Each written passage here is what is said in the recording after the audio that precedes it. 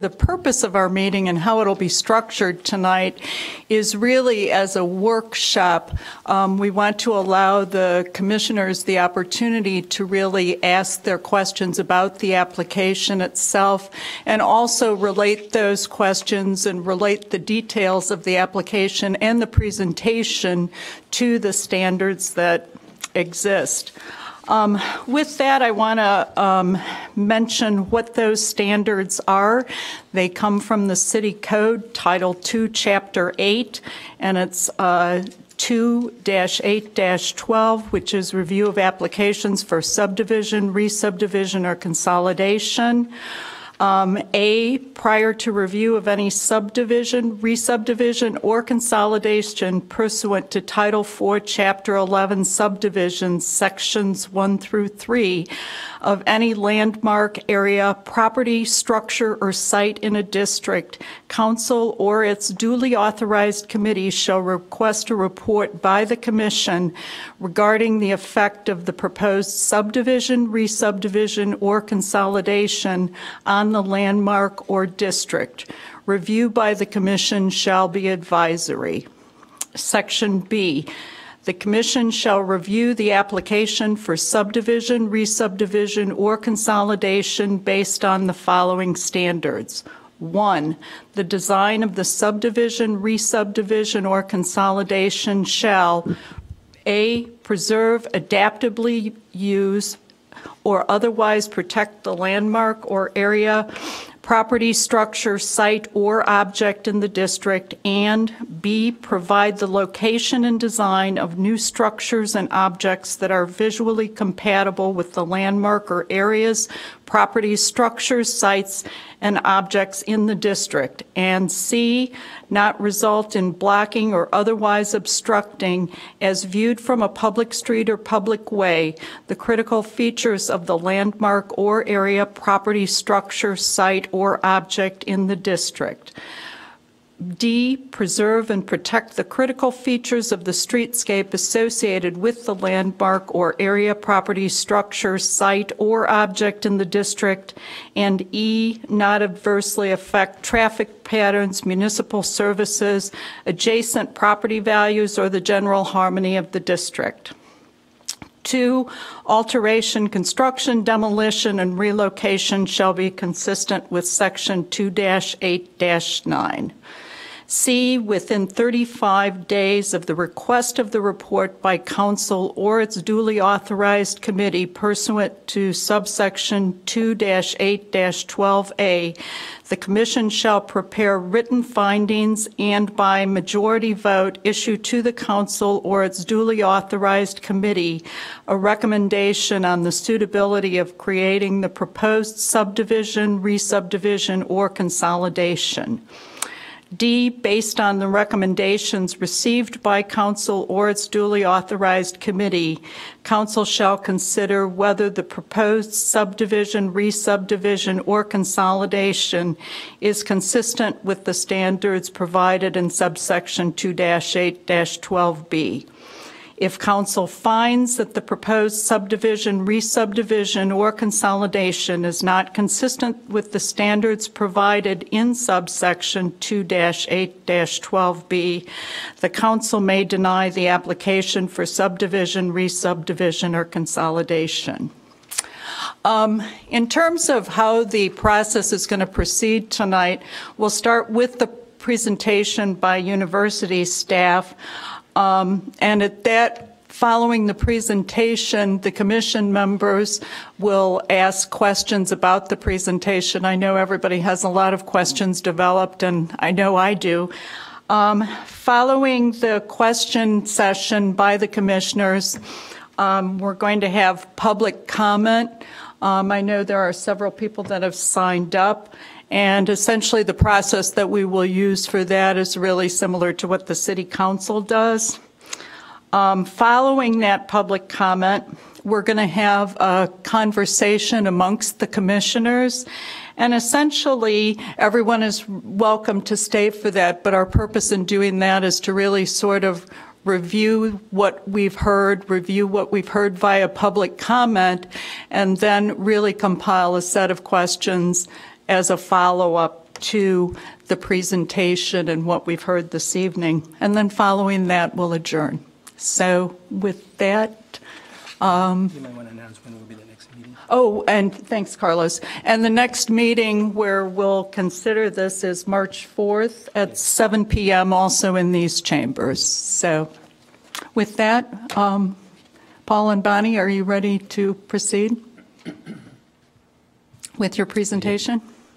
I'm Paul Weller. I'm Director of Facilities Planning at Northwestern University, and I'm here tonight to speak about the framework plan. And I will just go ahead and start.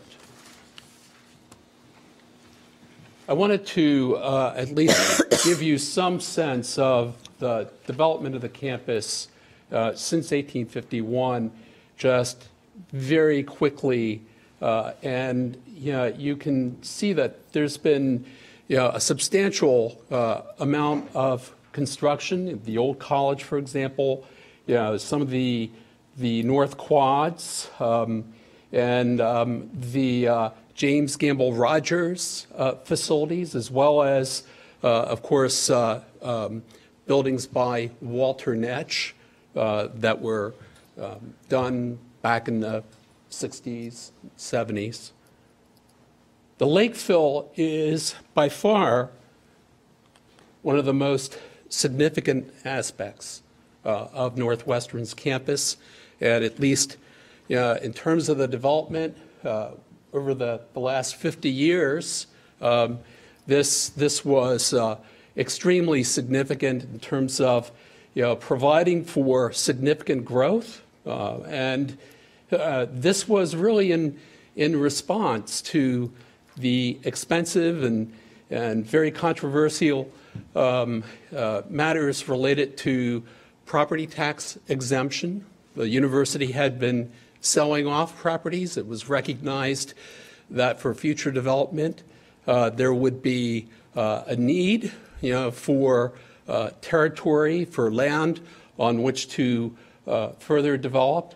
And in 1961, legislative approval came through from the state of Illinois.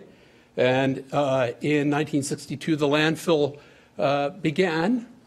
Roughly about 99 acres were originally filled in.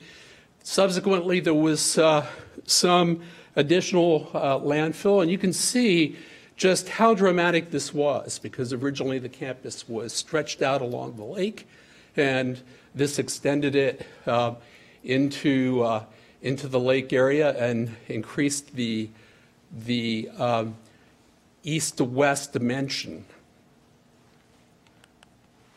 Just to give you an idea as to how the campus looked in 1967, you can see an extraordinary amount of land out there for future development. And I wanted to just give you some background in terms of planning at Northwestern over the last half century. The most dramatic plan that was developed was the capital plan for the 70s. And what we'll see is this plan differed greatly from the framework plan that I'll be spending some time on. This actually developed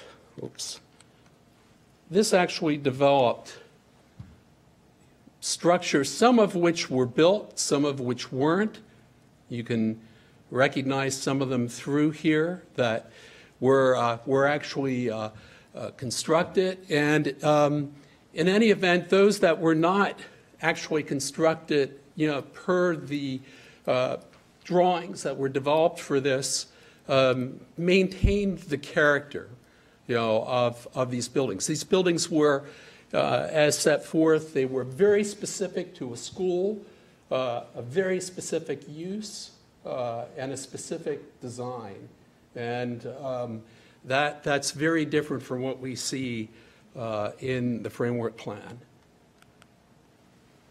To give you some idea, actually since the 70s, there had not been really an effort to develop a completed master plan. There were some efforts along the way, but none of them really got much past a list of priorities or ways of approaching the planning.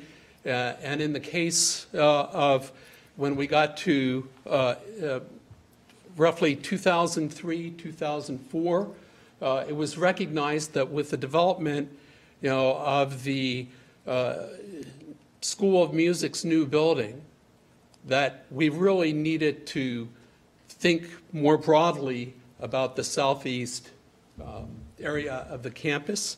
And this is really, in a sense, the beginnings of wanting to develop a framework plan. This was, again, pretty specific to development of a building, even though there were sites that were identified here that were viewed as simply for the future. And you can see the emphasis on this, an eyesore, at least from the standpoint of the campus, was this parking structure that obstructed the view from the Arts Circle. And just some very rough sketches that were developed by Sasaki that really identified the emphasis. And this was actually the presentation drawing that was developed by Sasaki for the development of the art screen. And for those of you who have had a chance to take a look at it, I certainly encourage you to do so. It actually accomplishes this effort to connect Northwestern,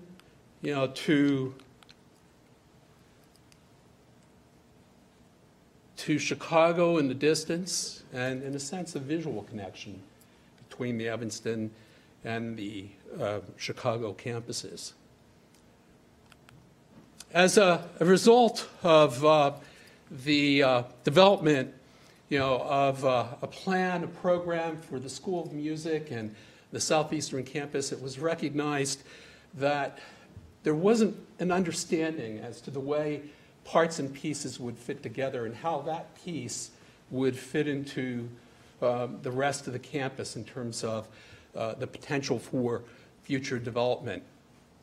And at least originally there was a committee put together internally roughly about 2003, 2004, of faculty and some administrators to really develop a set of priorities or standards, guidelines by which the campus could develop. And actually, in terms of what was picked up in Sasaki's framework plan, were exactly those. To respond to the lakefront location, it had been recognized that many of the buildings turned their backs on the lake, and so to actually incorporate that aspect of Northwestern into its future development, to preserve and enhance memorable spaces. It was recognized that there were very lovely spaces that had to be preserved, create new open spaces and landscapes, develop a core campus as pedestrian, meaning that to the extent we could, an effort to get parking lots and automobiles out of the middle of the campus.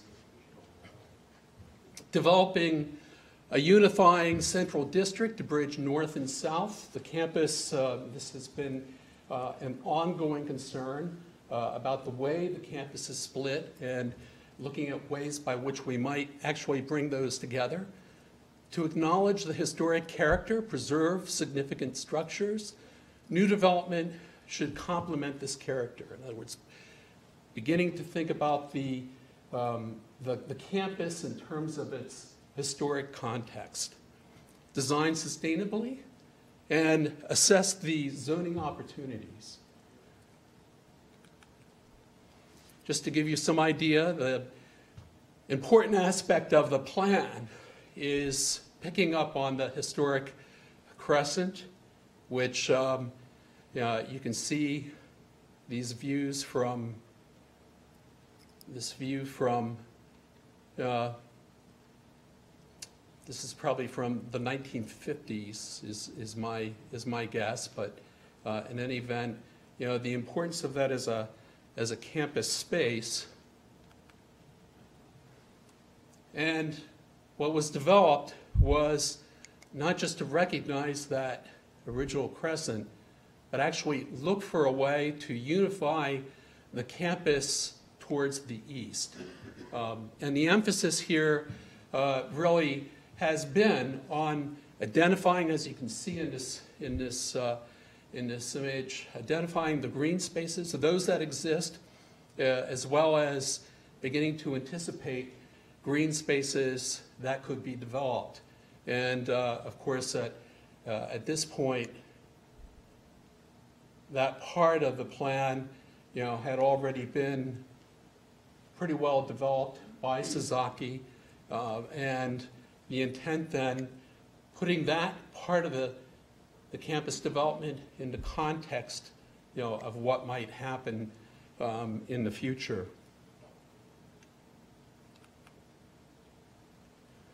So open spaces are really the framework for the buildings. And as we get further into this and you begin to see shapes appear on the framework, those shapes are less important than actually identifying the green spaces. The idea was to actually identify the important spaces and then ensure that whatever development were to occur would actually begin to shape those spaces. So in this case, to strengthen the historic crescent, develop the east side crescent, the arts green open to the lakefront. A striking feature in the Sasaki plan was to open this view corridor out to the lake from Sheridan Road in a science and engineering green, preserve the lakefront open space.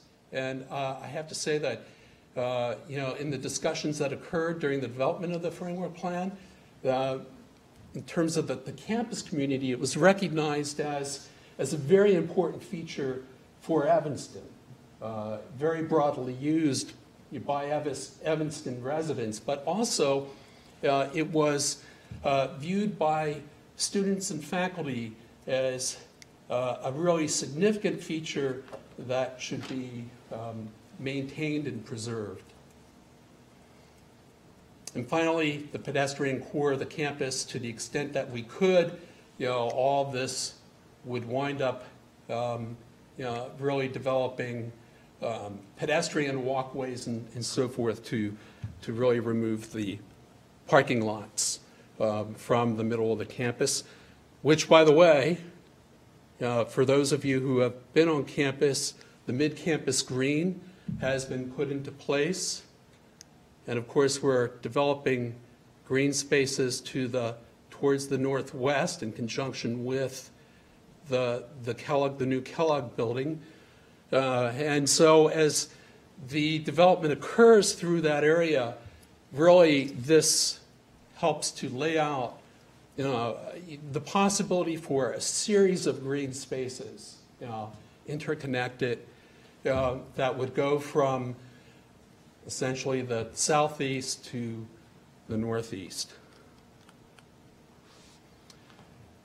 Also taken into account in the framework plan was the city's zoning and what implications it had for the university's development. And actually tonight we're going to be focusing more on the U3 zoning district.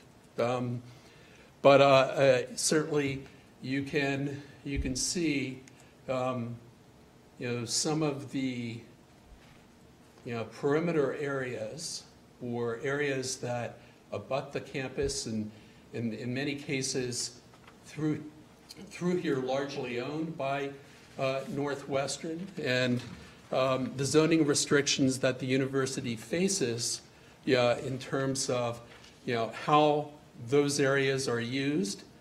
U1 district on either end of the campus, which does not allow as many of the uses as we find in the U3.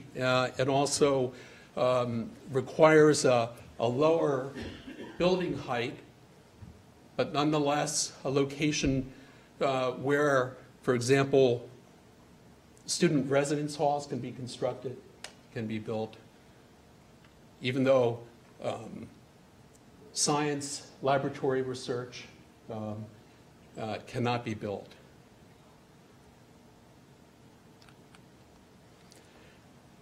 This began to look at proposed uses, current and future, and the development of the campus in terms of an academic area and the sciences at the north end, the social sciences in the middle, and the humanities at the south end with areas that are concentrated with student residence halls at the south and the north ends.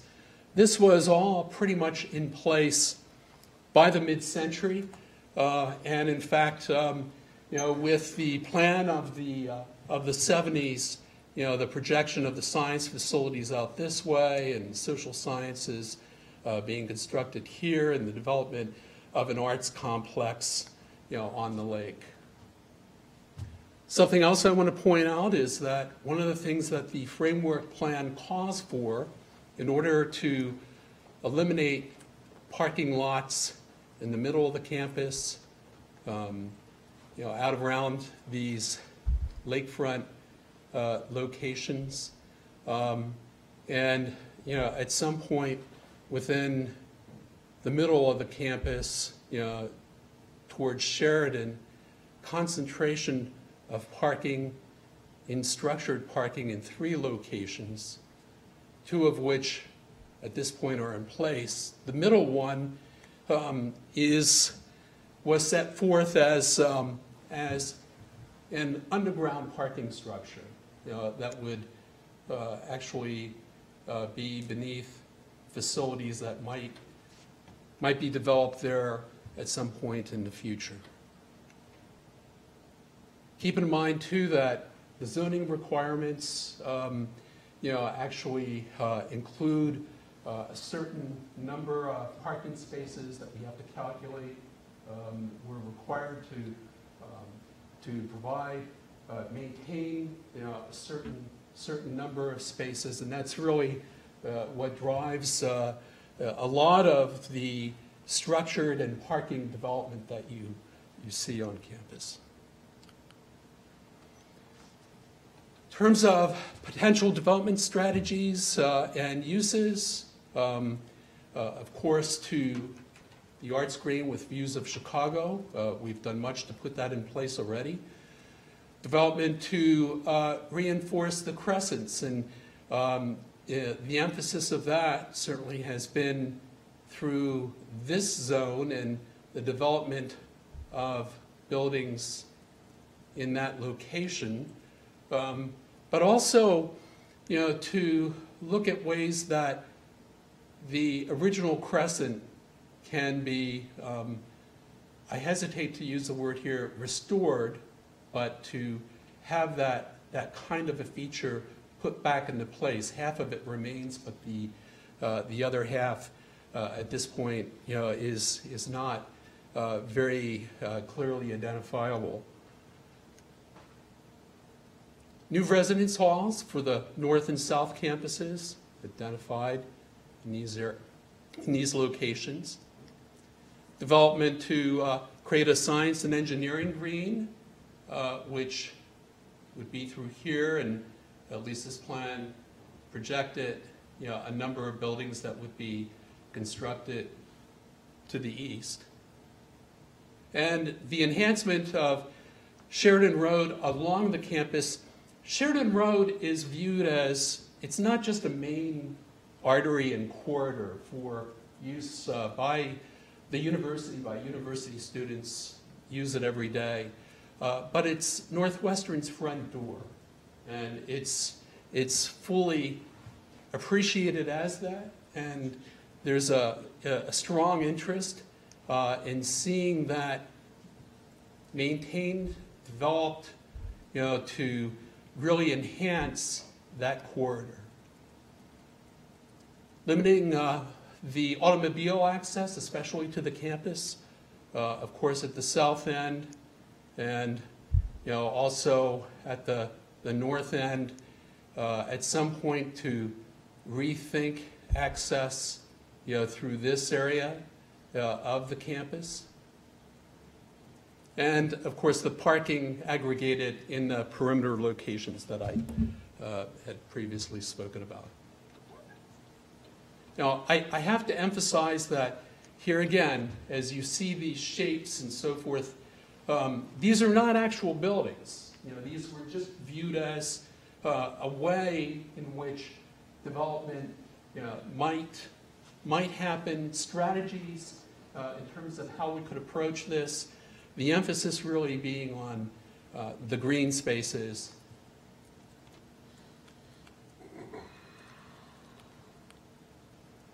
Just to quickly go through,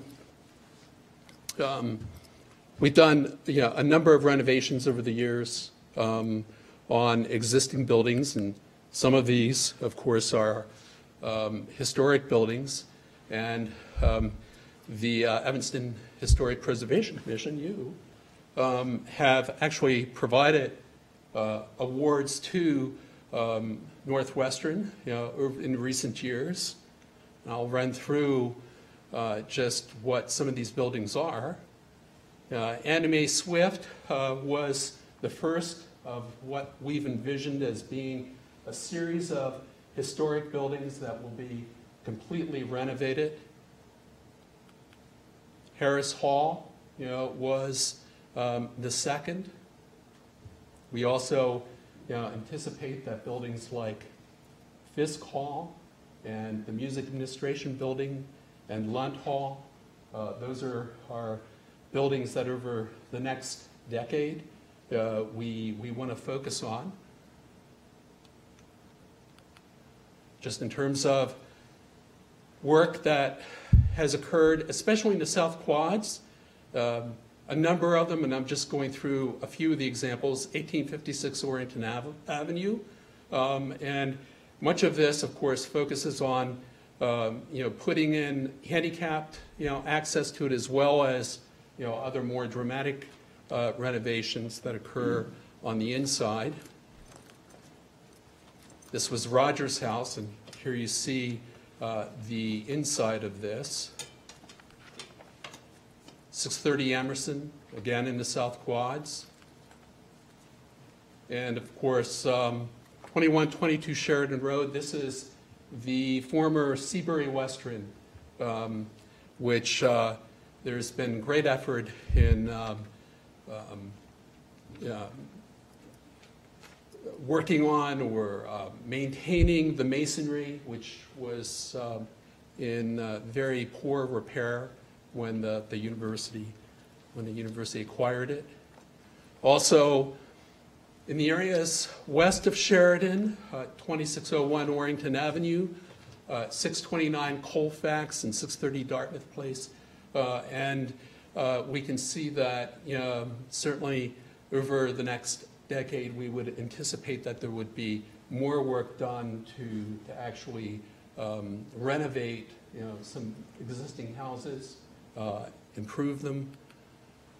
And of course, the reopening of Deering Library's historic main entrance, the work that was done, actually in the lobby areas, and this is viewed as just one part of a much more extensive restoration, renovation project for Deering Library that, again, we are expecting to see over the next decade.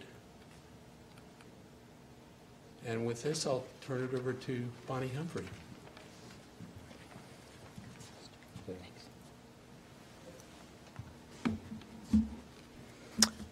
Chairman Williams, Commissioners, I'm Bonnie Humphrey. I'm the Director of Design and Construction at Northwestern University's Facilities Management. Here's an overview of the existing campus. Northwestern University has been a part of the Evanston community for over 150 years. As it has in the past, the university's campus must continue to evolve to serve the needs of the students of today and the future. The purpose of the proposed subdivision is to permit the university's campus to continue to evolve, to protect those university buildings that have been designated as landmark structures, and to minimize the burden on city resources involved in the approval process for renovations and new campus projects.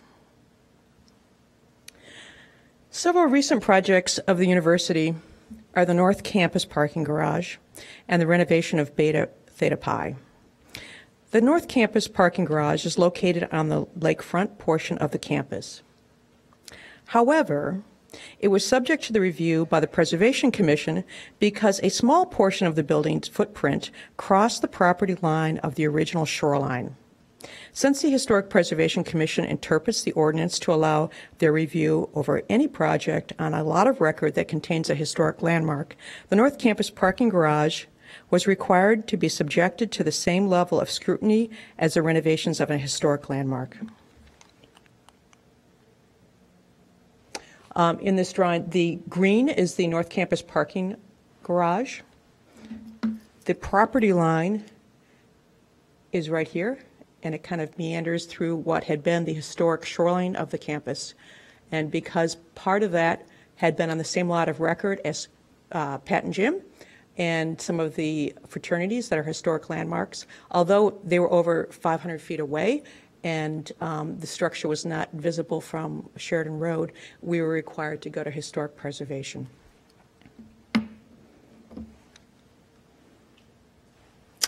So this project required the subject to go before historic preservation and consumed a fair amount of time both for the university as well as staff and the commission to review. Another proposed renovation that we're working on right now is Beta Theta Pi, which is a old frat on the North Campus. It was built in about 1959. It's not a historic structure. There are some lovely pictures of it. You may recall because you recently reviewed this. This project, we're looking at renovating the building and putting an ADA accessible ramp to the building. This is clearly not a historic building. It's not visible from Sheridan Road. However, we were required to go to the Preservation Commission to review this project and get approval for the federally required ADA ramp. That happened last summer. Since then, we further developed the design. We made some modifications to the railings for the ramp, and we had to come back again to the formal presentation to present the project yet again for your approval. So, after consulting with the city, the university believes that a significant part of the administrative burden from these projects arises from the fact that the campus east of Sheridan Road is primarily two lots of record. One is the original campus east of Sheridan Road. So as you recall, the property line essentially follows the original shoreline of the campus. There are a few exceptions. There's actually several lots in the middle of the campus, they were old houses that were abandoned or demolished, hundreds of years ago. However, those lots actually still are on separate lots of records. So the historic lot contains 12 historic buildings, which are the pink buildings. The majority of the campus to the east is a separate lot of record, and this was the land that was created by the university in the 60s as landfill. So this proposal would permit the Preservation Commission to focus their review and approval on projects related to historic buildings, as opposed to non-historic building issues and campus-wide discussions. As a result, administrative burdens on the city would be reduced, and the approval process for the university would be streamlined for non-historic projects. The possibility of controversy on renovation of non-landmark buildings would be avoided, and the structures designated as landmarks would be preserved and respected. We have proposed the boundaries of the subdivision so that the largest lot east of Sheridan Road would not contain any Evanston landmarks. So here's the proposed subdivision. And all of the non-historic properties would be consolidated into one lot one. So just a brief history of the lots of record. The proposed subdivision is all in the U3 zoning district east of Sheridan Road, which contains 2 lots of record currently, with the exceptions of those few small old residential lots in the center. The lot of record to the east is the landfill. It has approximately 84 acres and was created in the 1960s and doesn't contain any landmarks. However, the lot of record to the west is 158 acres and contains 12 Evanston landmark buildings and 46 non-historic structures. The unusual size and character of the west lot of record reflects the historic development of the university as a single campus, and the west lot of record and the significant addition of the lake fill in the 1960s. The lot of record to the west has 84 buildings. The oldest building on campus was built in 1869, which is University Hall. And it also has one of the newest buildings, Silverman Hall, which was built in 2009. It contains a wide array of buildings constructed over the last nearly 150 years and includes Evanston landmark buildings. The current interpretation of the Historic Preservation Commission requires all projects within the lot of record containing a historic landmark to be subject to review by the Historic Preservation Commission. Since the lot of record contains 46 non-historic buildings, the university is continually subject to the constraints of historic preservation on those buildings. For everything from routine building maintenance, minor upgrades and renovations to existing renovations of historic buildings. The simple replacement of windows or the addition of code-required accessible handicap ramp to non-historic buildings has required the same rigorous process by the Commission as work on a historic landmark. This interpretation requiring all NU projects on the lot of record to be reviewed by the Commission has placed an unusual burden on both Northwestern University and the Commission and the city staff to expend time and energy on reviewing projects unrelated to the spirit of historic preservation.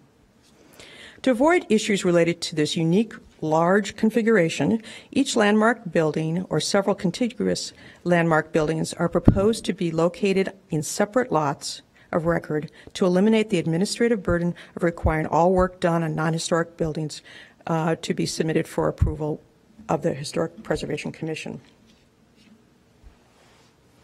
Just a brief history of campus planning and architecture. The proposed subdivision is consistent with the history of campus planning and architecture of the Northwestern University by preserving and protecting landmark buildings and providing flexibility for the balance of the campus included in the proposal. The campus planning from the earliest foundation of the university has reflected an organic growth. The early buildings on campus were established as buildings in park-like settings. The early buildings were of no consistent style and reflected the architectural trends of the time in which they were built. No one architectural style dominated the early campus, and the collection of early buildings includes High Victorian Gothic, which is the University Hall, Venetian Gothic Revival, which is Annie Mae Swift, vaguely Romanesque, which is Fisk, Neoclassical, which is Harris Hall, Italian Renaissance, which is Lunt, Richardson Romanesque, which is the Dearborn Observatory, and Prairie School, being Swift Hall. The campus is a dynamic, evolving institution of higher education, and the building design reflects that evolving growth and search for excellence. The recent direction of architecture on campus has evolved to reflect the changes in both architectural style and building technology advances, and to conform with the university's framework plan. The more recent buildings on campus have expanded the use of glazing while balancing the use of stone as both a grounding and mass-defining element. Buildings such as the new Ford Motor Company Engineering Design Center at 2133 Sheridan Road and the Block Museum at 40 Art Circle Drive are excellent examples of the recent campus architectural direction. The new Music and Communications Building, which will open soon this spring, is in part of the Art Circle complex. It's a contemporary design and employs extensive glass curtain wall facades balanced by limestone base and limestone-clad recital hall. In conclusion, the Northwestern University campus is an ensemble of buildings created throughout the 160-year history to reflect the age in which they were created. As a major research institution of higher education, it is the essential character of the university to look forward in the design of new buildings, incorporating the latest technological advances and architectural design, and not to serve simply as a mirror to the past. The proposed subdivision serves to preserve and protect landmark buildings and provides flexibility to accommodate the organic growth of the university. As Paul pointed out, we have been a great historic steward. The university is committed to the preservation of significant historic buildings on campus and has made significant investments in the renovation and restoration of our landmark buildings. Our excellent stewardship has been recognized by the Evanston Historic Preservation Commission through the numerous past awards presented by the Commission. And as Paul had pointed out to you previously, there have been 15 in the last 6 years.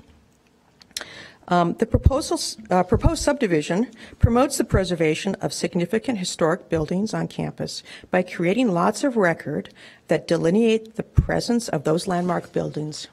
Each lot provides an appropriate area to buffer the landmark or landmarks within the lot from the surrounding campus. Now I would like to review with you the standards for review per the preservation ordinance. So number one, the design of subdivision, re-subdivision, or consolidation shall preserve, adaptively use, or otherwise protect the landmark or area, property, structure, site, or object in the district. The proposed subdivision will not impact any of the landmark buildings, and each of the landmark buildings within the proposed subdivision will continue to be used and preserved as they are today.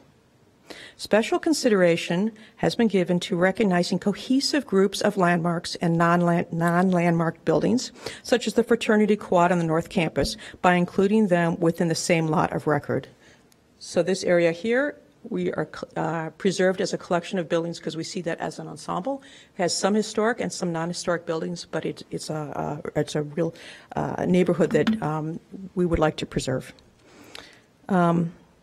B, provide the location and design of new structures and objects that are visually compatible with the landmark or areas.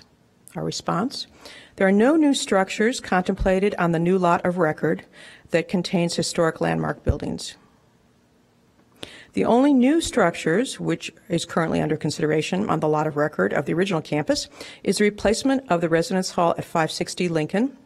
That was the old fraternity at this end of campus here, affectionately known as Peanut Row. That was demolished several years ago. The new building will be designed within the legal constraints of existing zoning and subjected to the Design and Project Review Committee, or DAPR. It is also anticipated that the large lot of record to the east created by the Lakefield will accommodate new structures in the future, and since it does not contain landmark structures, will continue to remain exempt from the preservation ordinance. C, not result in blocking or otherwise obstructing as viewed from a public street or public way the critical features of the landmark or area, property, structure, site, or object in the district. So our response, the proposed subdivision will not result in blocking or otherwise obstructing as viewed from a public street the critical features of any of the landmarks on the campus that are affected by the proposed subdivisions. All of the lots created in the proposed subdivision have access to a public street, and the view of landmark buildings would not be altered as a result of the proposed subdivision. D, preserve and protect the critical features of the streetscape associated with the landmark or area, property, structure, site of object in the district. Response, under the proposed subdivision, the proposed lots for all of the landmark buildings are located on Sheridan Road. Accordingly, since no alterations are contemplated on these lots of record containing historic landmarks, the streetscape associated with the landmark buildings will be preserved and protected. E, not adversely affect traffic patterns, municipal services, adjacent property values, or the general harmony of the district? Response. Since the proposed subdivision merely creates lots of record for landmark buildings and areas and does not involve any new construction, the subdivision does not adversely affect traffic patterns, municipal services, or adjacent property values. In addition, the property involved in the proposed subdivision is not included in any historic district. And then 2, which alterations, construction, demolition, and relocation shall be consistent with Section 289. Our response is there are no alterations, construction, or demolition currently proposed for any of the landmark buildings included in the proposed subdivision. So in conclusion, we firmly believe that the proposed subdivision satisfies all of the standards for review of applications for subdivisions and is consistent with the development of the campus and existing relationships between landmark buildings and other buildings. We request that the Preservation Commission recommend to the City Council that the proposed subdivision be approved. Thank you.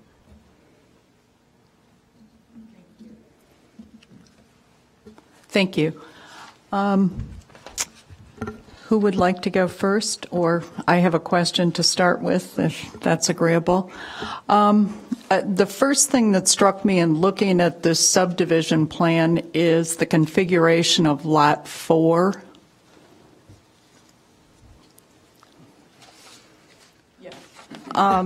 It seems to have carved out a section of a building, and it seems to be, giving the issue of relationships kind of with other historic buildings and then other buildings in that suite there. It seems to have a very odd configuration to me.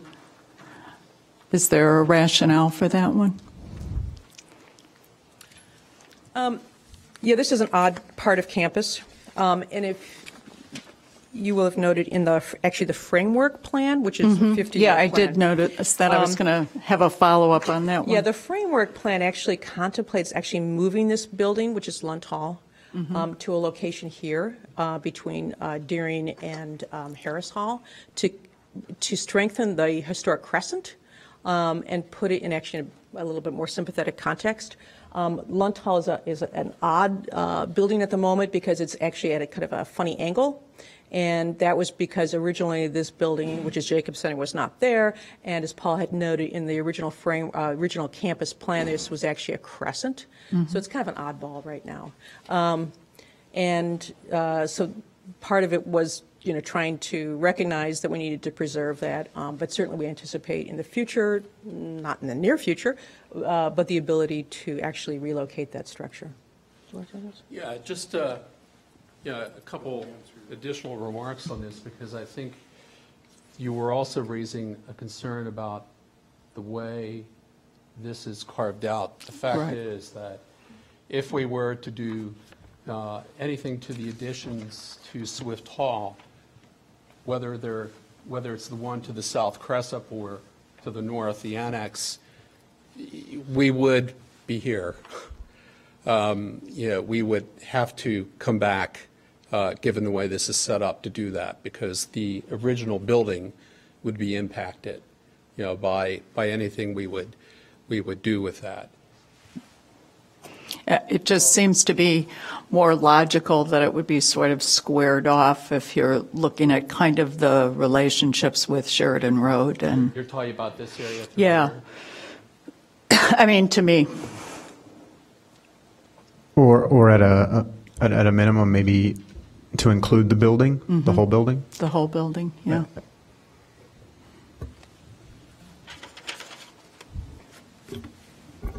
Go ahead, Gary. I've had the privilege, I guess you could say, of discussing some of this at a very early stage with some of the members of Northwestern. If I'm not mistaken, the parking lot at Garrett is not part of your campus. Is that correct? No, that street. That's not it. So the parking lot here. The white area there between Lunt Hall's site, right, and the engineering building. Is the line of demarcation is roughly right. And that's adjacent to the Shakespeare's Garden and that corner, right? Shakespeare right. is down here. Yeah. So this is the entrance into the Garrett As a bit of context, one of the things that we had mentioned early on in the initial discussions of this is that incorporating that entire lot that you've carved that dog leg out of was something that was important to the commission. One, and I'll kind of jump into a little bit of this because I have several comments and questions to put up, but one of the issues that was raised early on in this process is the context of the street wall along Sheridan Road. And I know you've mentioned that Northwestern feels that it's a very important gateway to their campus. While I appreciate that, it's also a part of our city, and it's a pathway through our city. It introduces commuters and residents and North Shore communities to us as well. So this is a view for us into your campus. The prospect that becomes a lot free from the burden, as I think Bonnie was trying to phrase it, of preservation review concerns me greatly. I think the context of that street wall is important, and carving out that dog leg, I think, is not appropriate.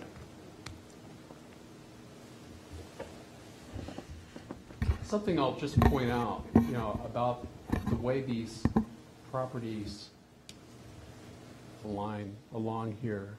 When you begin to look at what's happening, this is, as you look at the Sheridan corridor, of course, this is covered. This is covered. And by the way, this is actually a city street right through here. That's why it's carved out like that. Isn't that Garrett Place? Isn't that Garrett? Right, Garrett Place, right. Right. And of course here we have this area covered. And then all the way along here to this point, and of course down at Fisk. The technology campus is included in lot number 1, is that correct? The technology campus would, under this proposal, be part of lot number 1? Right. Okay. And it's a really significant building for Northwestern, not just in terms of its use, but its visual impact is impressive. And we've been very careful as we've looked at the development through here. For example, the campus, one of the infills that was done in this location also extended the building 1 story up right through here. Our projection is to actually mirror that on the north side to maintain the symmetry. The Preservation Commission's been party to the development of that building over several iterations. I know that's a multi-phase project, so that's something that we've worked in collaboration with Northwestern to understand the impact on Sheridan Road.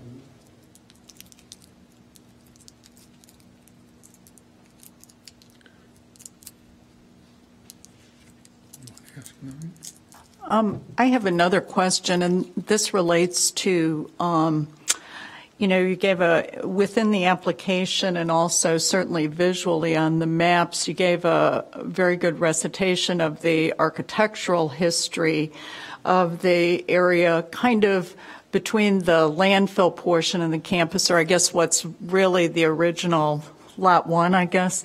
But one of the things that in terms of some of the later buildings, you talked about the landmark buildings that exist. Do you have a sense of whether any of the non-historic buildings, as they're categorized, are essentially, either potentially National Register eligible? Are they local? Are they eligible to be local landmarks?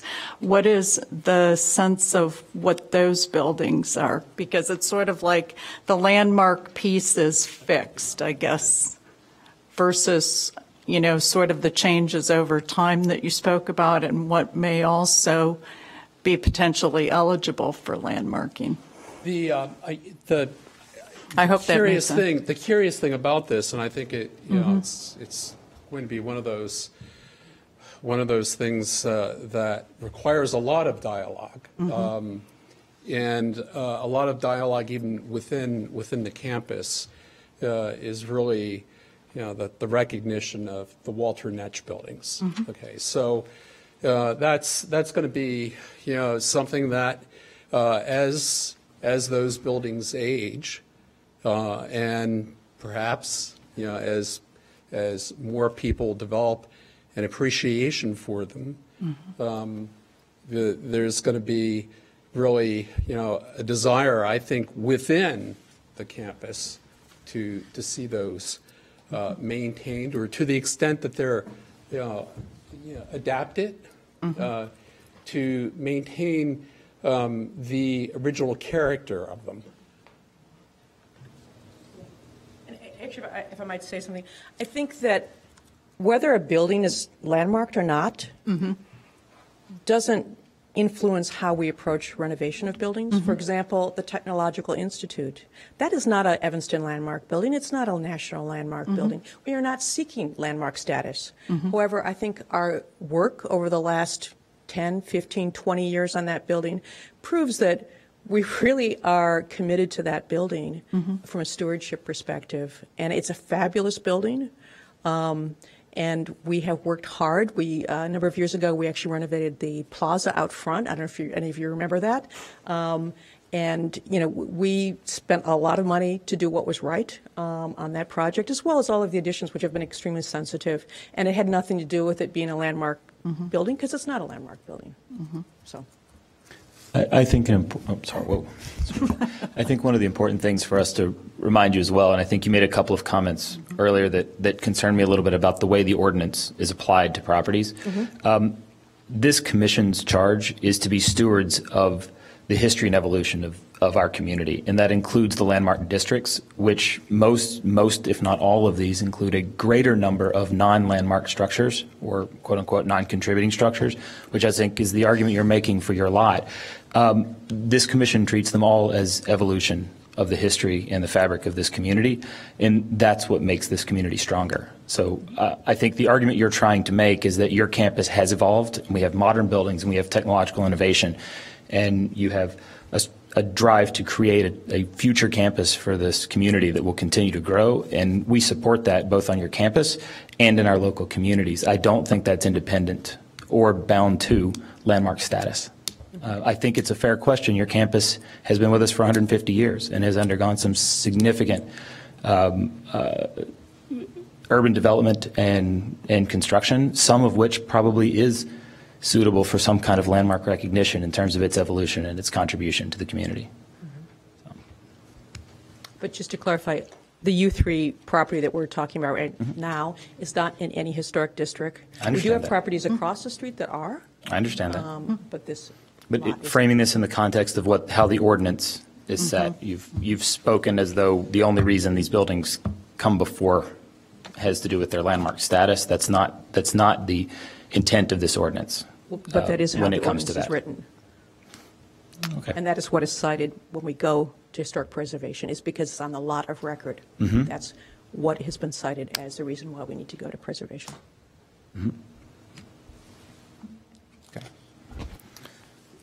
We have to. You're Okay, now it's I'm on. I was somewhat curious about that point of possibly moving Lund Hall, because you'd made a tremendous amount of emphasis early on in earlier slides of what you call the historic crescent, which of course every time you showed it I could see where it was being whacked completely down the middle by Kellogg.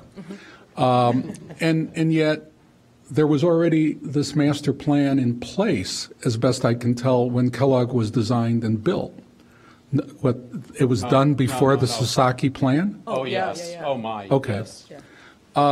If anything, that goes back to Like the early plan 70s. of the early 70s. Which is what, the You'll see Netsch that. plan or something? No, it was like Johnson, something Oh, like Johnson, that. Johnson and Roy, probably, no? It was SOM. Oh, it was an So SOM. I thought it was SOM. Yeah, the Jacobs building that you're talking about, where Kellogg currently is on Sheridan Road, that goes back No, to the early 70s. I'm looking at what's called Jacobs Kellogg. Yeah. And It was you built in go, the 70s by you Louis know, Schlossman. I mean, if anything, if I was going to emphasize that, quote, historic crescent, I'd be blowing up that building for a lot of other reasons, but I won't get into that, architecturally probably. But I think that the issue is that you've established that rationale for what's going to happen there, And then you not only say we might move Lunt, but you're not really declaring, let's say once Lunt gets picked up and moved somewhere else, what exactly was going to happen in front of Swift? I mean, we can argue. We, actually, quite frankly, and I'll go back to the image so you can see, what at least was shown in the framework plan. No, let's not talk about the framework. It's 2014, so I don't want to talk about 2004. I guess I'm curious as to, and this gets back to the question that the chairman asked, chairperson, excuse me, about that funny lot number 4, because it's as if it's carved out, with some intent. It doesn't seem terribly arbitrary. It doesn't respect either my view of the little piece of Swift that's still left in a lot, and it's two sort of end, the bookends at either end, because it essentially says we can either deal with something else in that area, maybe, because we might still, especially once Lunt is gone, I guess I can still peek at Swift from the street. And I'm just not clear on, I mean, it's a very strange, there's, to use Governor Gary or Jerry, depending on how you pronounce it, it's a very gerrymandered lot. And that's the question. And I think, that question was already raised, so I might as well reiterate it. At this point in time, we have nothing that, is set to be developed, in that area.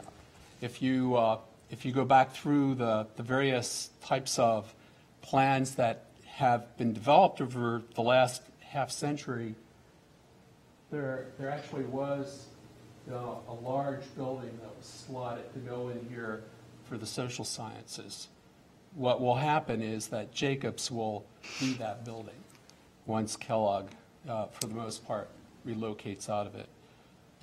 So in terms of what really happens here, we know that this could be, should be, and parts of it are, a very important walkway through the campus, and to actually have that, actually to address that issue.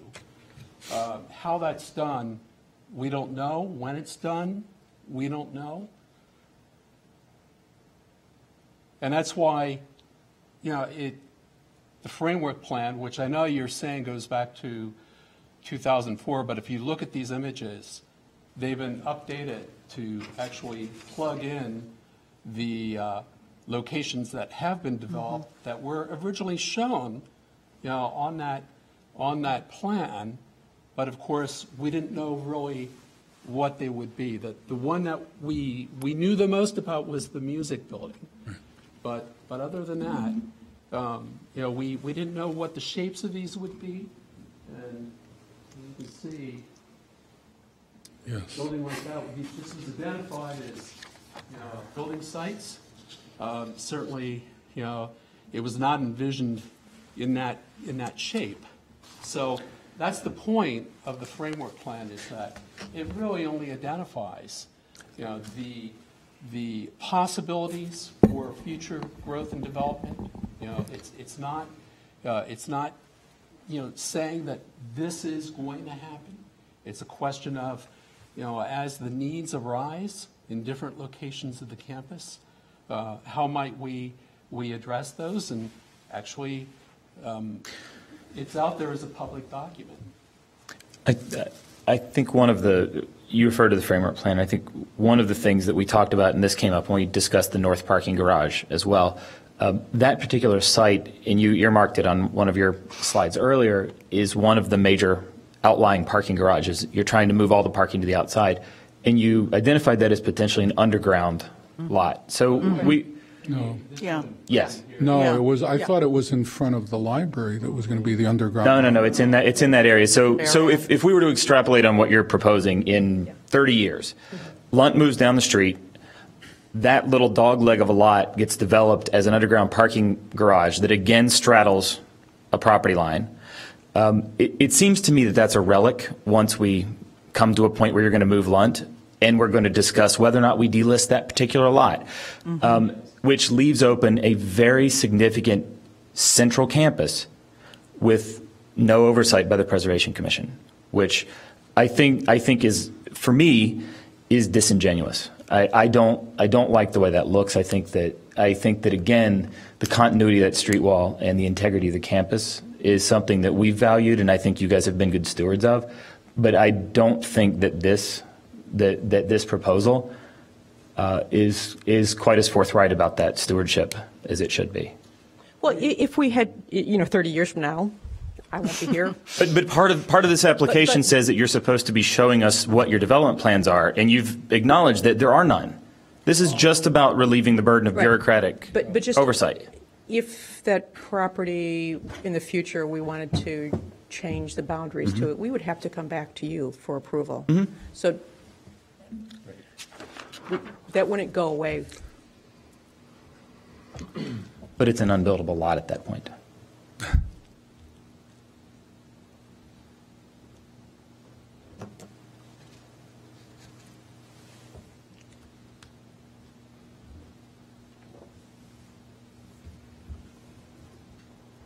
Did you begin to? That would suppose that you combine that into a much larger lot and completely obscure the view of Swift Hall from the public way. Well, that would really have to be worked through because, after all, those will be, designated areas. So then would it be amenable to suggest that you go back and look at this plan and extend that property line to include all the way to the north edge of the property that contains Lunt and all the way back to Swift Hall? If we're at a point where in the future, 30 years from now, you decide to do that, then we're having the same conversation we have about the dogleg piece of property. Well, I think the same thing can be said for Lot 3. If you start looking carefully at Lot 3, I understand why the street exists. The one heading into the building. But then to the south, it again doesn't essentially encompass, you'll have to go back, I guess. Is that the one that has the public street in there? Well, part of it's The public street is Garrett. The Yeah, I'm one that not has the worried about cul-de-sac in it. Garrett, but I'm talking about if the whole south parking lot. portion. Why is, sort of, Right. Combine the Lunt parcel Right. With that. Combine 3 and effectively connect 3 and 4. 3 and 4 as one. Part of it would have to do, ideally we would maintain this, as a separate area because even though Northwestern owns the land under Garrett, we don't own the buildings. And we have, I don't think the lots have to be necessarily combined, but the property lines should abut. that's really the issue. Yeah, because Garrett, you lease Garrett to the theological seminary, so just pull that property line from Lunt over and connect it to just the straight Garrett down. property. Yeah. that, by the way, yeah, okay. I'm not sure why it suddenly went from a street, and I can see a street starting at Sheridan that gives me a straight shot east towards, let's call it the landfill and the lagoon, et cetera. But then it suddenly widens out to the north around the parking lot. It doesn't matter. They're all your lots. Well, that's that whole thing. It sort of wiggles around the buildings. What are those buildings there next to Dearborn? The brown ones that aren't designated. There's no names on them, so I can't name them.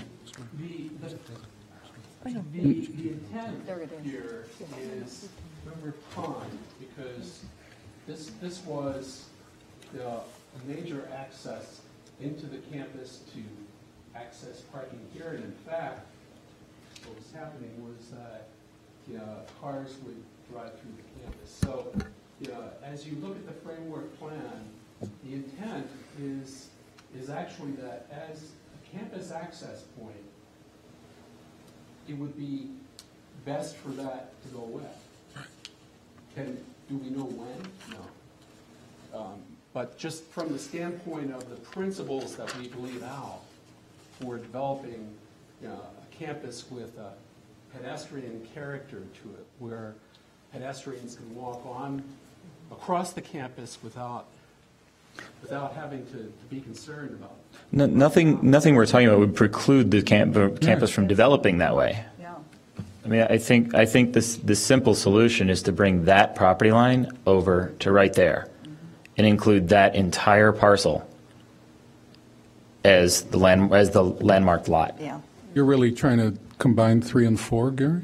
No, I don't think. I think to his point, you can't Well, I'm necessarily saying combine abut them, abut abut the them. property lines. I don't. I think that this gap in here is something that, in terms of the street corridor view of this campus, is something that this commission and the city should maintain some input on. I think Sheridan Road is a very important corridor through and into our city, and while we all share it, and your students use it every day, so do most of our residents, and I think that that's an important view corridor.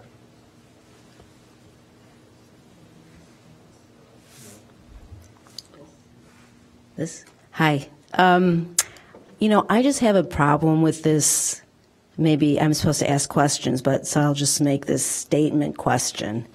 The fact that, Evanston residents deal with, if they have a landmark property in a neighborhood, next door neighbor who doesn't have a landmark property, they have to go through the same issues that I understand are problematic.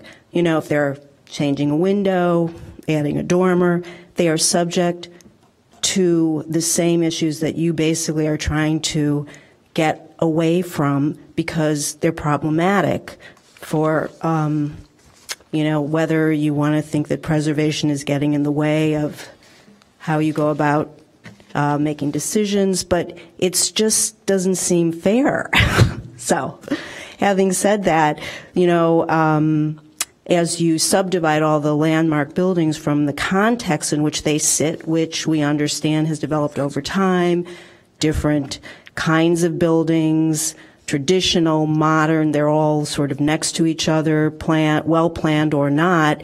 I think, you take away something here in terms of, let's say, I think it's B, that the context is gone, so the landmark stays, and I think that's not what, as Gary said, that's not really what the Preservation Commission is about.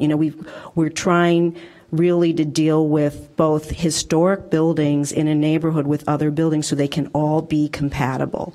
So it just seems like all of Evanston in areas with landmark homes, or they're in districts, have to do things that you're basically asking to rezone so we don't basically get in your way or have any opinion or have any say. So anyway, I guess that wasn't a question, sorry. Jack? I have a question. How is the university, you mentioned that the university is a dynamic, evolving community. How is that any different from the city of Evanston, which is a dynamic, evolving community? How is the university different, and why wouldn't we consider subdividing the city for the same reason you're asking to subdivide the university? Well, I think if you look at the city, it already is subdivided. I don't know that there's any lot. No, we have 4 historic districts, and anyone living within those historic districts is obligated to adhere to the preservation ordinance, whether they're a landmark building or a very contemporary building within a historic district. They come under our purview. So you're expressing the same concern that anyone in our community would express if they lived in the city of Evanston as opposed to living on the Northwestern campus. So how is it different? How is it different? From the standpoint of the way you introduced the Evolving community. right, exactly. We grow together. It's just a fact. Northwestern and Evanston, are very intermeshed, and that has to be really appreciated, I think, both ways. You're blurring the lines. You're blurring the lines. I'm asking you, why do you consider yourselves different from the city? Why are you asking for subdivision on your parcel when the city is not asking to separate its historic buildings from its contemporary buildings. Right. I mean, the obvious answer is because we are not in a historic district. You're trying to infer that it is, but it's not a historic district. And I also think, I mean, the issue is one where, they have these, I don't think the situations are analogous because they can fill out this application and apply to do this. So our purview in this regard is, is this something that we can advise the city council that's the right thing to do? I think that's really where our purview comes in. I have a question that kind of follows up on that one. In the document that you provided, you relative to item B, provide location, design structures, and objects that are visually compatible with the landmark or areas. Your response, though coherent, I have some concern with because your proposal severely alters the site and the adjacent lots, removing the context from which we are charged with evaluating the landmark structures within your lot of record. So the question I would have for you is, why would it be to the benefit of the Commission's work to reduce the context and site for these valuable landmarks? Well, I will point out that nothing that we are proposing changes any zoning requirements for setbacks or distance between buildings. So, in fact, what I'm asking is, you're proposing to severely limit the area around these buildings, which in turn limits the context with which we're charged by evaluating these landmarks. Why is it to the benefit of this Commission for you to remove the larger context with which we evaluate these proposals? Well, it's not to reduce the context in which you're evaluating. It's to reduce the number of projects that have to go before the Commission on a routine basis. As identified, there are 46 non-historic buildings on our campus that are subject from anything from changing windows or putting a handicap ramp in, we have to come to preservation for. So it's not to reduce the context in which you're using. It's to reduce the burden of all those projects that have to go continually before you. Madam Chairman? Oh, Jack, go ahead. Go ahead. Go ahead. You, in your application, mentioned many times reducing the burden. Yeah. You saved my question. It's a big question. It's a huge question. You state that Lot 2, the west lot of record we're discussing tonight, contains 158 acres and has 58 buildings, 12 of which are landmarks, 46 of which are non-historic buildings, suggesting that is a burden. Apart from the university, the city has 4 historic districts that include 7,700 acres, have 9,224 contributing structures, 835 non-contributing structures, and that has not presented a burden to us. We've reviewed in over 201 projects in the last 3 years. Of that number, only 14 or 7% were Northwestern projects. That does not demonstrate a significant burden to us. So how are you explaining this burden that we have? Well, for example, this building right here is animated. Because with the way the land drops at this point, it's really not visible to any of the context here.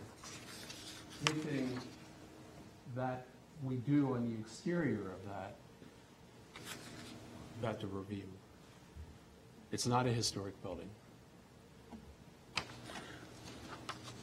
Our purview is not limited to historic buildings. Our purview is not limited to historic buildings. It's about context. Right. All buildings in a context. But the question there would be the context relative to Sheridan Road. The context, as described in our ordinance, is the lot, the site, the lot of record, any other structure, site, object on that property or on that, as it were, lot of record, is context by which this commission is to evaluate the integrity or the compatibility of the alteration that you're proposing. So whether it be on a landmark structure or not, the context of that lot of record is the context by which this commission is charged with doing that. And that, by and large, is not unlike the way a full district functions. Northwestern's campus is more robust with different architects, styles, urban planning strategies than any other district we have, and it's unique in that right. But as of now, that lot of record is its own entire context. So, and the reason I ask my question, I think it's come back again, is how does it make our job as a commission easier reviewing projects when you take away the context? Well, I think there would be less context to review, and it would actually be a little bit easier for you to review a project. I would just disagree with that. So. I think I'm going to. Yeah. Jack asked a question that I probably would have asked, but he actually provided all the data as well. It struck me somewhat disingenuous, no offense, that you're concerned about our workload, but somehow when I read it and when I read your letter and so on, it struck me that the burden that one wanted to relieve was not ours but yours. That you essentially were saying, we don't want the burden of coming to preservation. You're still going to come to site plan or whatever they call it now. You're still going to have to do the same presentations. So it's one more Tuesday night or several Tuesday nights, however long it takes. But, don't make that the reason. Please. It's really insulting to me and probably to other people as well, let alone the community.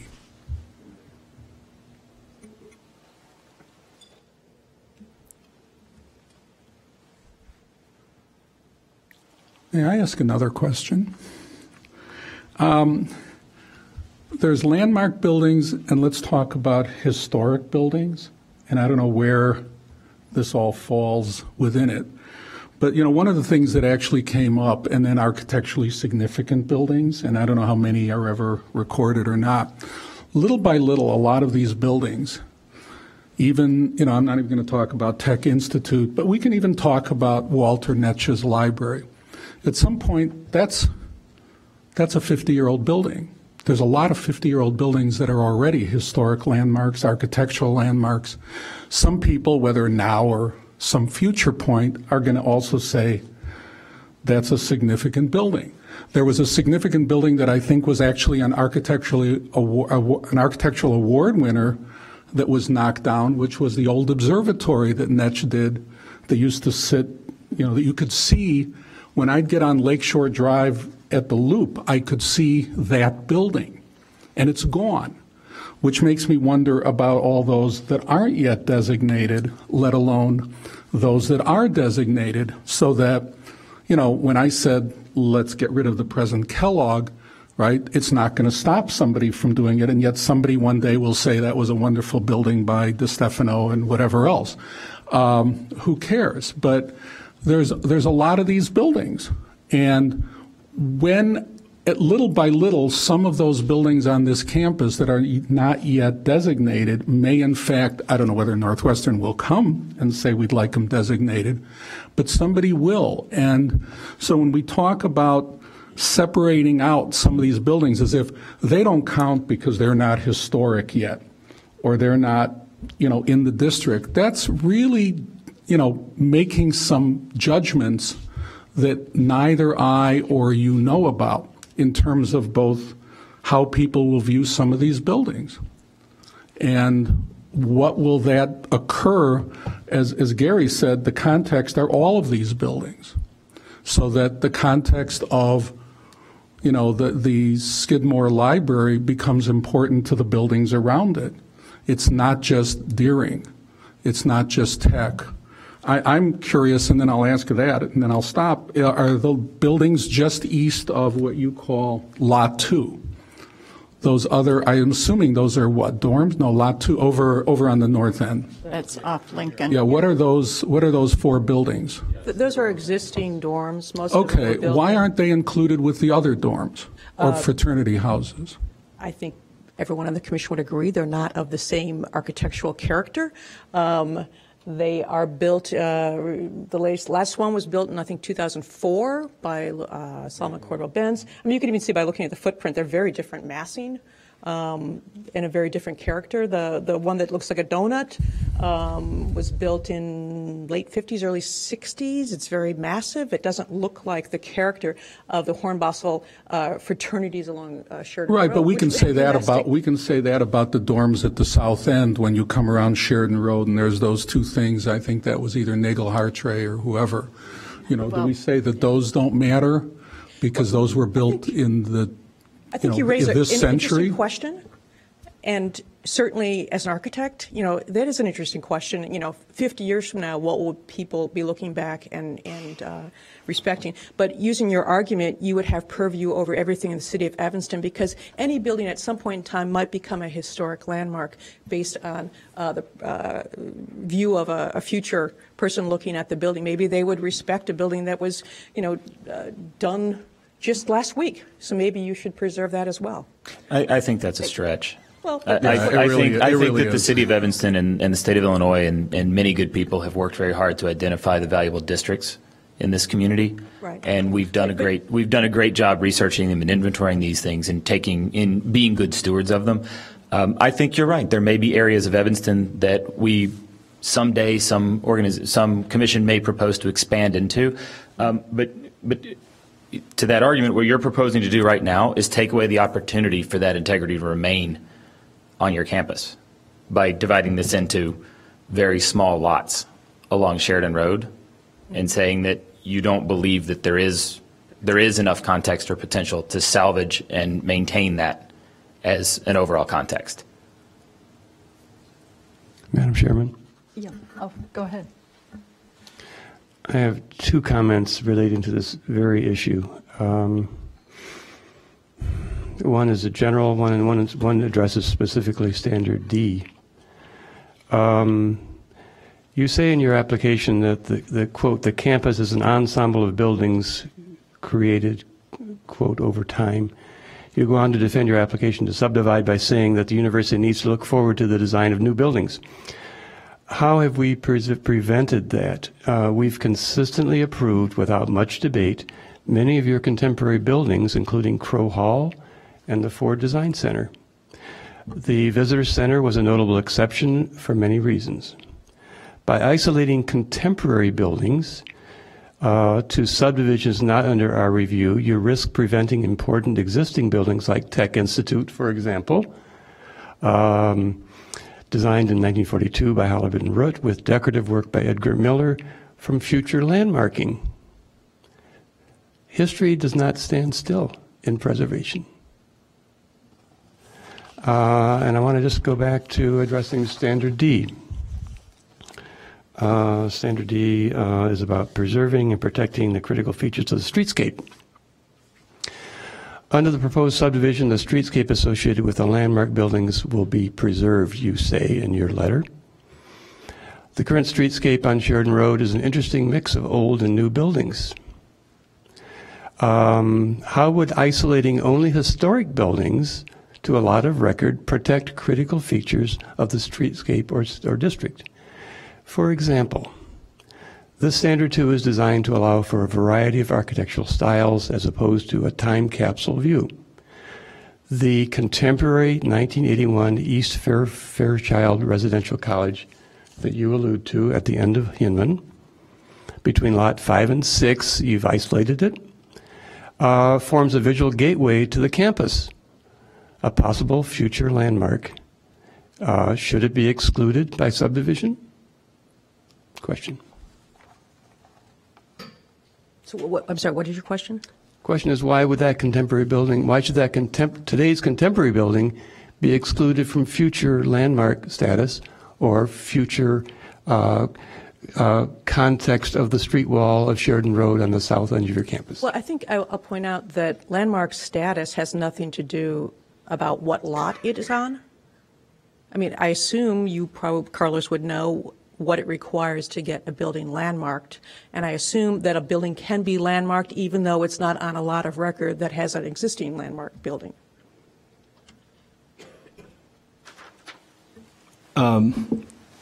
The criteria for designation, it does not address specifically the lateral record as a criteria for designation, but what it does say is that presumably the designation applies to the building and to the lateral record. Mm-hmm. Otherwise, basically the standards do not say unless it's like a site that, like maybe in this case would be the Shakespeare's Garden.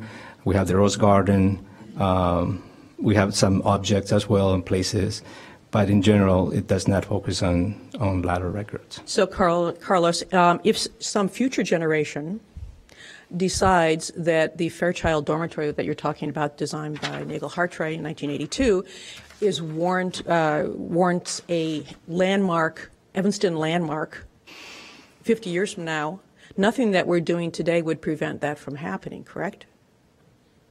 Anybody can nominate any building in the city as long the commission's charge is to determine whether or not if the nomination it meets the standards or the criteria for designation. If it does, then they recommend to the city council for landmark status.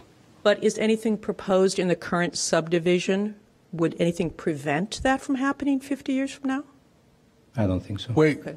You'd have to re-subdivide but you're isolating. You've taken it the lot. You've taken it out of the lot of record, so it would not come under our purview.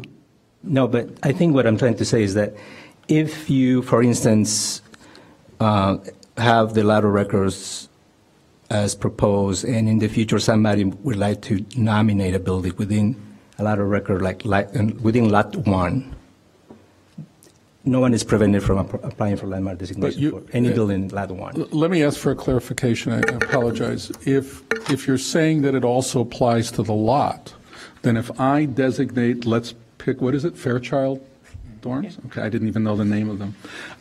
That would imply that all of Lot 1, since it's sitting on Lot 1, is now part of that. And you're worse off than you were, because then I'm all the way out to the lake. Correct. I mean, that's okay, true. Quick, let's designate it, and that's the end of that. But the question But I mean, originally... I'm just saying, you're actually operationally making it worse for yourselves and not better. How are we making it worse? Because if that building were designated a landmark, the entire, quote, Lot 1 becomes part of it. It's all then landmarked, the entire Lot 1 that you've just proposed, all the way out to the soccer fields, the whole bit. Well, that would obviously be for a future generation to decide. We don't, I wouldn't bet on it. Somebody might come in next week and nominate it.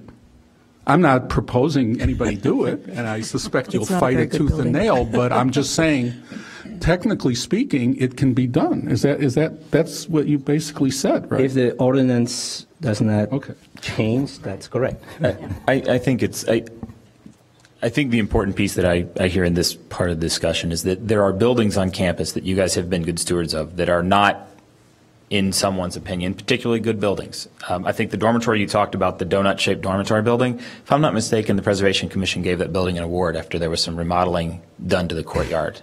Am I incorrect about which building it is? You're incorrect. Okay.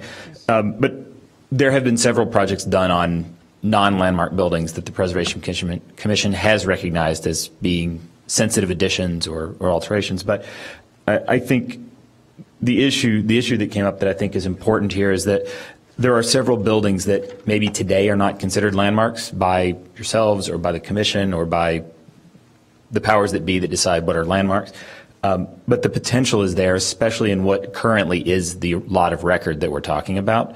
And that's also what makes it difficult to understand why you would divide it up into so many tiny lots, arguing at the same time that you're being good stewards of the development of the campus. I'm a little taken by the amount of burden you think it's put on us. I think Jack made a very good point. Mm-hmm. The burden of our work is not from Northwestern. And I'm not sure that any of us don't enjoy it or consider what we do here to be a burden. So I'm a little concerned by that, but I think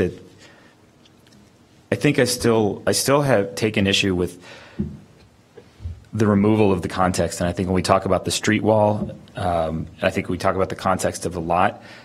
I don't believe that what you're proposing tonight in the explanation of your reasonings for this meet these standards. You're not giving us anything that you intend to do with the subdivided lots. That's part of the context. That's part of what you're supposed to be presenting to us. Now I realize it's a massive campus and it's not possible to have pre-planned all that, but it is a standard by which we're supposed to make our recommendation, and I don't believe it's been met. You've argued in your letter that it has been. I would disagree with that. I think that it does adversely affect the street wall. I think it punches holes all over it, and I think that's something that's valuable to this community and to this commission. So I would suggest that as a commission we start to discuss a little bit more what our opinions of the standards specifically are, so that I can get mine out of the way.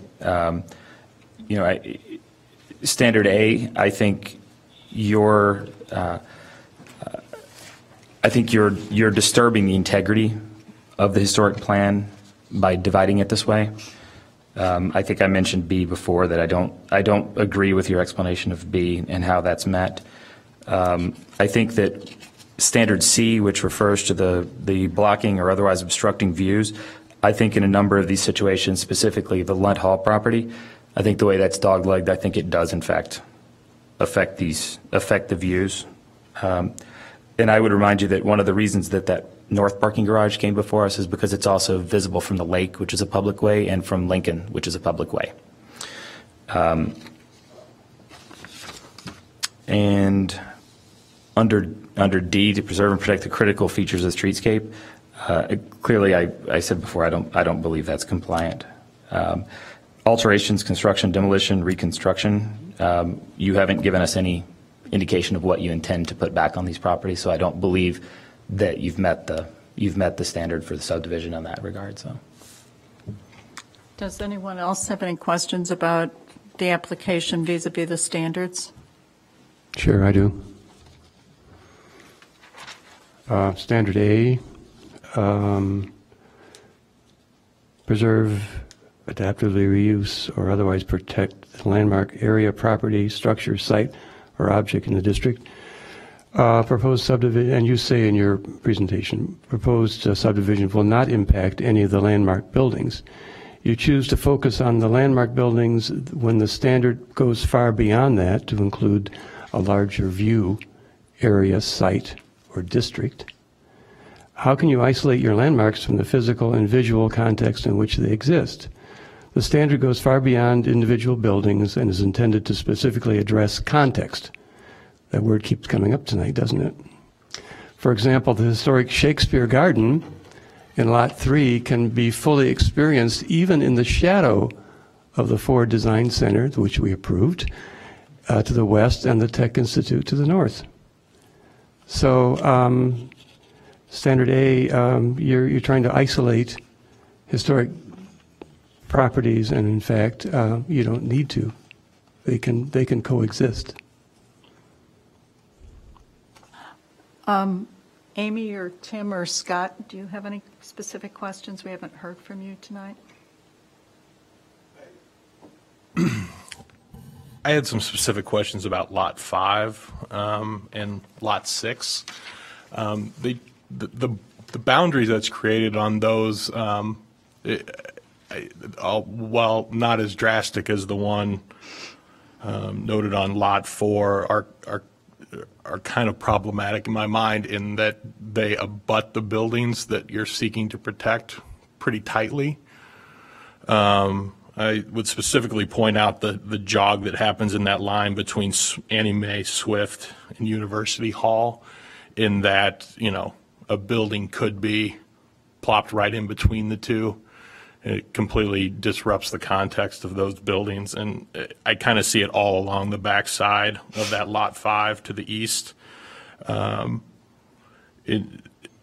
then, again, specifically at Harris Hall, where it jogs back in right out at the street line. I'm not quite, could you respond to that, to the thought process behind that boundary? And then I guess, again, while we're at it, Lot 6, in that it's very tied to Fisk Hall on the east and west. Yeah, well, I mean, certainly Fisk Hall to the east is Campus Drive. Right. Which I understand that one. is major access to the campus, and there's been discussions about actually putting a traffic light at that intersection with the city, so that configuration, may change. And behind Fisk Hall is McCormick Tribune Foundation, which is a building, new building that was built in 2003. And Low-C, which is a kind of unfortunate red brick building that was added north of Fisk that we hope to tear down someday. When we restore Fisk, we hope to tear down that building. Just to the immediate west of Fisk Hall is actually a fire lane. That's a major access for fire vehicles. It's called Entrance B. So those are the boundaries that we created around Fisk. And as to your question, are you referring to the area just south of Annie Mae Swift, between Kresge and Kresge is the Yeah, exactly. Yeah, he's talking about there. Basically just maybe the rationale behind the entire eastern boundary along there. Yeah. Along Lot 5. Yeah, well, again, we were following, in many cases, fire lanes that we have with the, worked out with the City of Evanston Fire Department. But certainly we were trying to collect and preserve that historic cluster of buildings, which actually is sort of the heart and core of the historic campus. Those were the first buildings on campus, and Deering Meadow, you will know, also is very near and dear to our heart, as well as the oak grove trees. Is there something related to the fire lane that wouldn't allow the boundary to incorporate the fire lane? Well, then if we moved it, or we'd have to come back. I mean, it just. I think. So you're just saying that you'd like a little more space. I would like to see a little bit more consistency with the lines, and that they seem to jog and jut. Well, it seems like they're drawn more as if they're property lines, or lot lines, and less like they're boundaries to protect historic interests. Correct, and I think I don't understand why you why you wouldn't just connect those across. I understand that those Nagel-Hartree buildings aren't particularly fantastic, and there may come a day when you decide that there's a much better building to put there. I don't think anything about the ordinance or this commission would preclude you from tearing down those buildings someday. I imagine Crown behind it is probably not coming down anytime soon. I think that's a great building, and you've been great stewards of it. But Crow, sorry, I said Crown. Yeah, well, and actually right now we're spending $58 million to renovate Kresge Hall, which I remember that presentation. It was a very nice project. Soon I'm sure to get a preservation award. It's very well done. So, but I think that goes to the same question. Why not give some accolades to the development of buildings like Crow and include them as part of that, and let it be context for the further development of the rest of these additions? I mean, as you carve these things as tight boundaries around truly historic buildings, you limit the context by which this commission and this body can evaluate that. Right. And say, Crow is a very modern building. It's beautifully done, right. But Fisk is a very traditional building. So take away the context of Crow, and this commission is then a little bit bound by the history of only Fisk Hall when you make alterations to it. So Crow is a good example of how a very modern addition and courtyard was integrated with a very historic building. So I think you should consider connecting those things again. Do you think that the presence of Fairchild next to Fisk Hall would change your interpretation of any Fairchild renovations? is the Nagel-Hartree dorm, right? Would it change your interpretation or your requirements for a renovation of Fisk Hall, such as replacing the windows or restoring the entry? That would be informed by Fairchild, the Nagel-Hartree dorm next to it. I think when you talk about replacing windows, and I speak for myself, not for the entirety of the commission, windows are a very specific project within a building that generally have more to do with the openings and the context by which the building was originally constructed. If you want to talk about an addition to Fisk, I think the entirety of that context is important to that. So I think Fairchild as context for that building relative to windows, for me, no, it wouldn't. You'd look at Fisk as a unique opportunity. I think it probably has, what, double-hung wood windows in it that still has? Actually, they were replaced by, I think, vinyl-clad windows. Were they? Okay. Double-hung, but... Yeah. But no, I don't think Fairchild would influence a window. But in addition to Fisk or tearing down a Fairchild, I think the buildings around it would play a great role in how that was considered and what the context would be. But I think, to go with that, and I think what was brought up here, the idea of drawing the boundaries around the building as if we don't step back from a building. It's as if, if we think of the building, whether we want to or not, as sculpture, or that the space around it is as important as the building itself, then to sort of really draw these very tight boundaries as if I want to go look at some sculpture, but there's going to be this crate that drops over it, and if I can fit in the crate, I can walk around the sculpture, but otherwise it's inside this enclosed boundary. And I think the question was, why not at least the fire lanes, why not some space around it?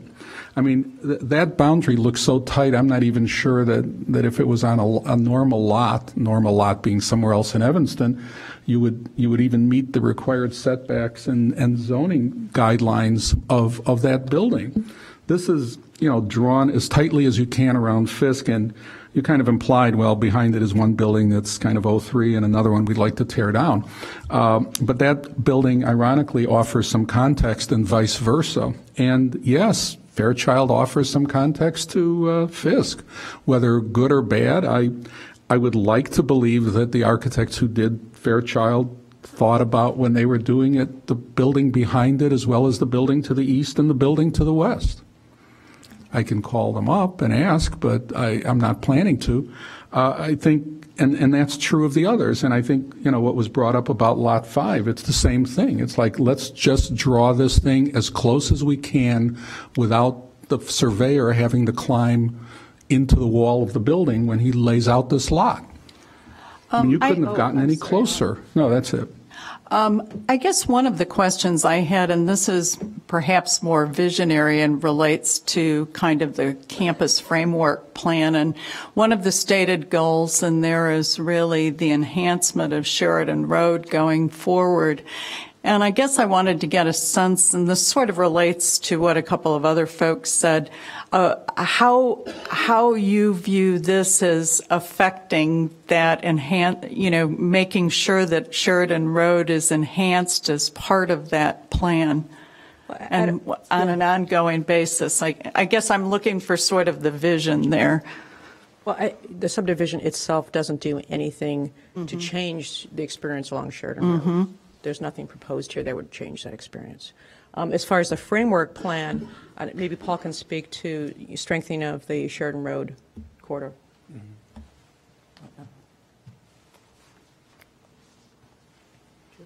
Yeah. Yeah, the emphasis on the Sheridan Road corridor from the viewpoint of the university, and Gary, you made a very good point that yes, it's a major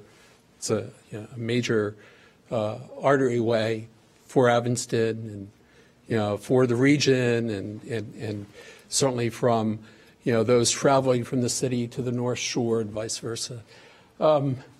It's Northwestern's front door, and that's why we're so concerned about that corridor.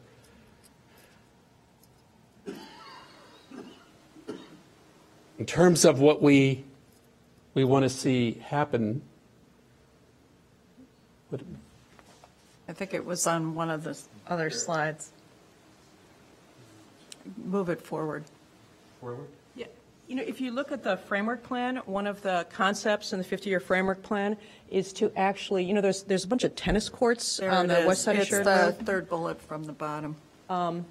And if you'll notice that the framework plan actually builds on where those tennis courts are, with buildings that would be compliant with the zoning, so there would be lower scale buildings than the buildings on the east side of Sheridan Road. And so they'd actually be a little bit more domestic in size versus the buildings on the east side of Sheridan Road. But I think that would reinforce the Sheridan corridor, and you talk about the wall. Right now we've got these several blocks of tennis courts with, ugly green netting around them, which I don't think does anything to enhance the experience of Sheridan Road. So I think in the framework plan, that's one of the ideas of how we strengthen the Sheridan Road corridor. And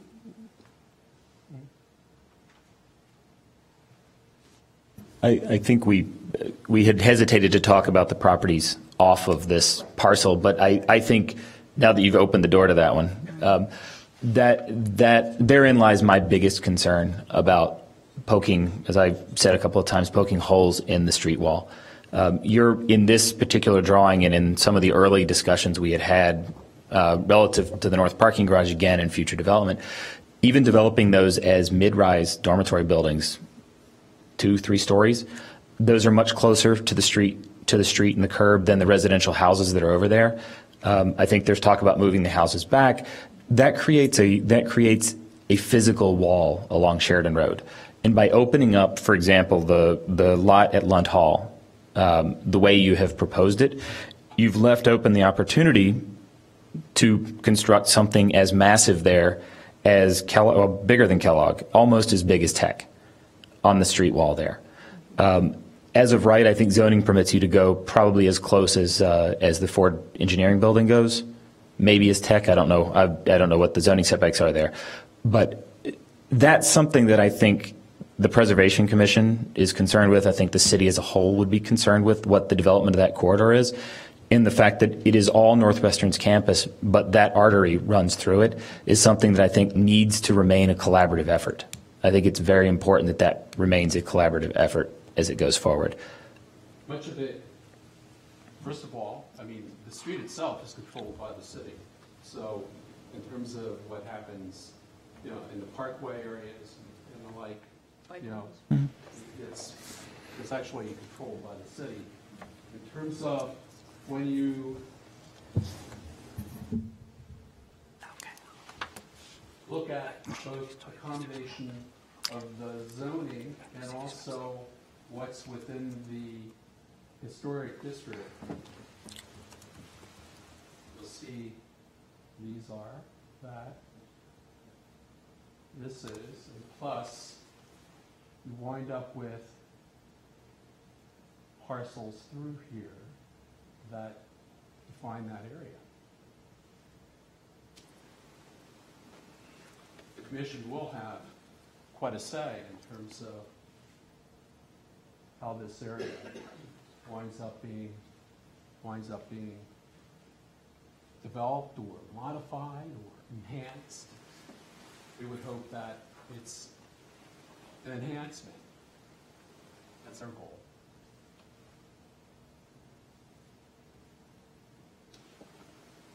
May I ask Carlos?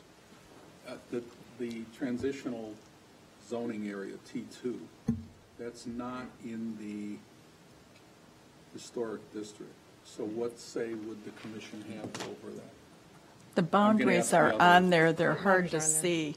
No, So some of it is the yellow boundaries are Right there. there. Yeah, see, they have the two historic district boundaries, but they're hard. It's that, that, yeah. It T2, right, was described right, as you're primarily correct. parking lots Yes. and tennis courts. Right. But and we're not talking about the framework plan. No, we're talking about, No, but the because they just potential for raised that that development issue. Right. is an issue, so. Yeah. And I think the comment was, from them, was that the commission would have a lot of say over what goes there, and I'm asking, would the commission actually have any say over that area that's got a big T2 on it right now? No, only the areas within yellow. Right. It's behind. It's behind it, so it really It wouldn't. runs down the alley, doesn't it? Yeah, I think so. It's- That's what it's it looks everything like. east of the alley. It's not, it's just west of the alley. So again, to my point, I think the street wall on the east side of Sheridan Road is a very important collaborative effort that the city should maintain a dialogue and review over with Northwestern. Well, and I think the Lot 2 parcel, preserves the most significant area of street wall along Sheridan Road. It's hard to describe a street wall when you get down to Deering Meadow. I don't know why you'd call that a wall. The most significant portions of the wall really is that historic men's quad on the North Campus, which is fairly consistent, both architectural style as well as building height, and that really creates a nice edge to Sheridan Road. Other than that, it's hard to say that the parking lot in the middle of the campus is creating a street wall that needs to be protected. Madam Chairman? Oh, yes, Jack, I'm sorry. I think now that you've let the cat out of the bag, we need to address Standard E, not adversely affecting traffic patterns, municipal services, adjacent property values, etc. Bonnie, you just stated tonight that there may be a traffic light at the corner of Sheridan Road and Campus Drive. Certainly that does affect traffic patterns. That is not something that the university endorses or is behind, but I know there has been discussions the city of Evanston has considered. But it's not part of our subdivision, and it's not something that we're actively seeking. Not as a result of your development on the south end of your campus? No, we're not actively seeking that. I understand you're not seeking it, but isn't it a direct result of development at the south end of your campus? I don't know. You'd have to talk to the city traffic engineers about that. As you know, they're reconstructing Sheridan Road. And there's been a lot of discussions, including the bike lanes along Sheridan Road, which, have nothing to do with our subdivision either. You could say that changes traffic patterns as well by, having bike lanes on one side of the street or the other side of the street.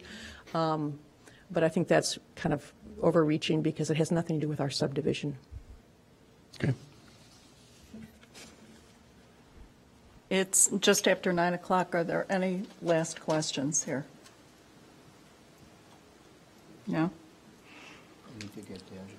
Oh, okay, you want to get the sheet for public? I just wanted to clarify one thing that was said about the building labeled as Swift Hall. There was a comment that that Northwestern did not want to come back before the commission in relation to modifications to the additions that have been made to that building. And while I understand that Northwestern wouldn't want to come back for that, the fact that they are additions made to a landmark structure, if they were made now, Northwestern would be required to come in front of us, and any modifications to an addition to a landmark structure would require commission review. So by placing, that doesn't get around the purview of the commission in reviewing additions to a landmark structure. You mean structuring the lot in that shape? Structuring the lot in that shape. Which is another argument for amending the shape for Lot 4. Correct. I know it was said pretty early on, but I just wanted to clarify.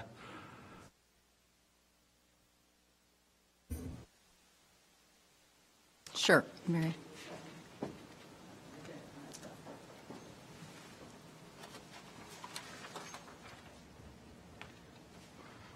I'm Mary McWilliams.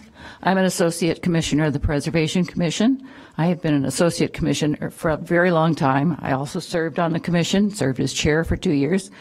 I also sat on the Evaluation Committee when it was formed in 1976, 77, and along with my husband, Ann Earl, who was sitting in the audience.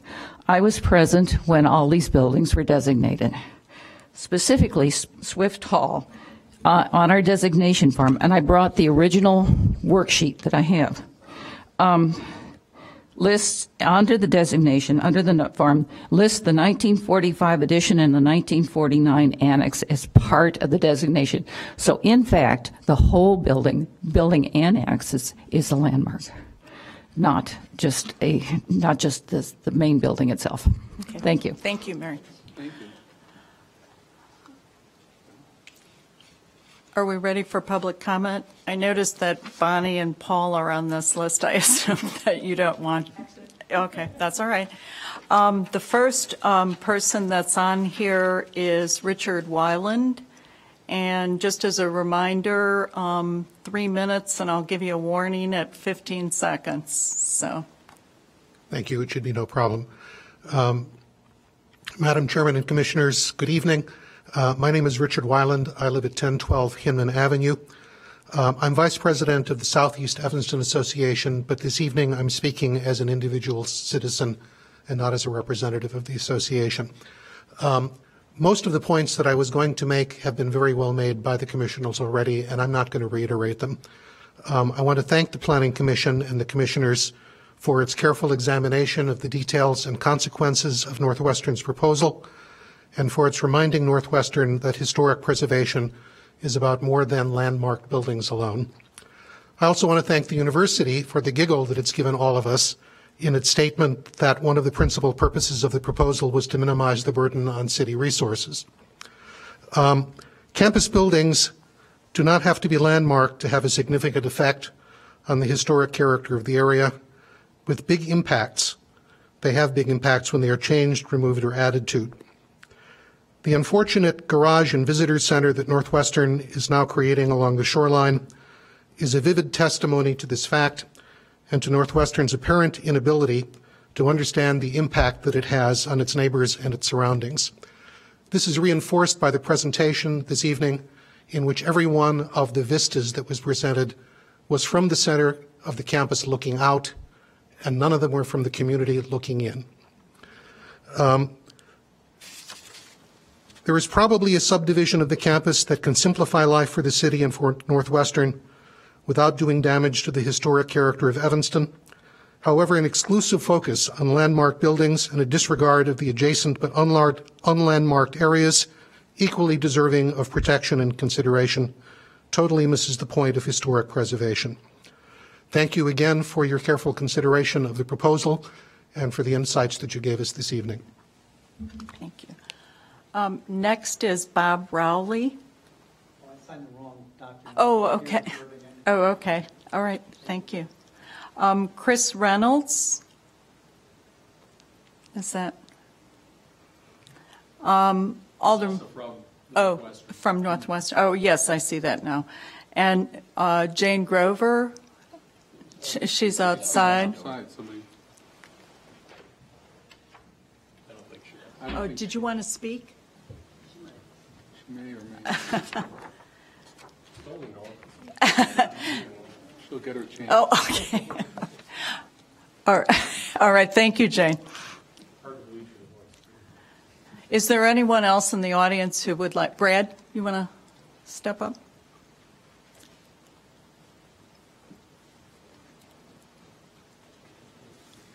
Good evening. I'm Brad White. I live at 2314 Harrison. I've been a longtime preservation person in Chicago and around the country, and I'm the author of the document that you have to deal with on a regular basis. I'm also an appointee to the Advisory Council on Historic Preservation, and so I have a lot of experience in this.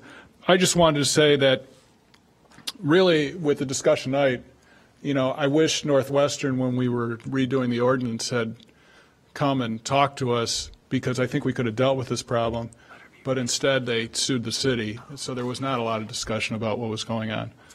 But, you know, I have no inherent problem with a subdivision. I couldn't see the boundaries from where I was sitting anyways, and I think you guys did a good job of talking about the boundaries themselves.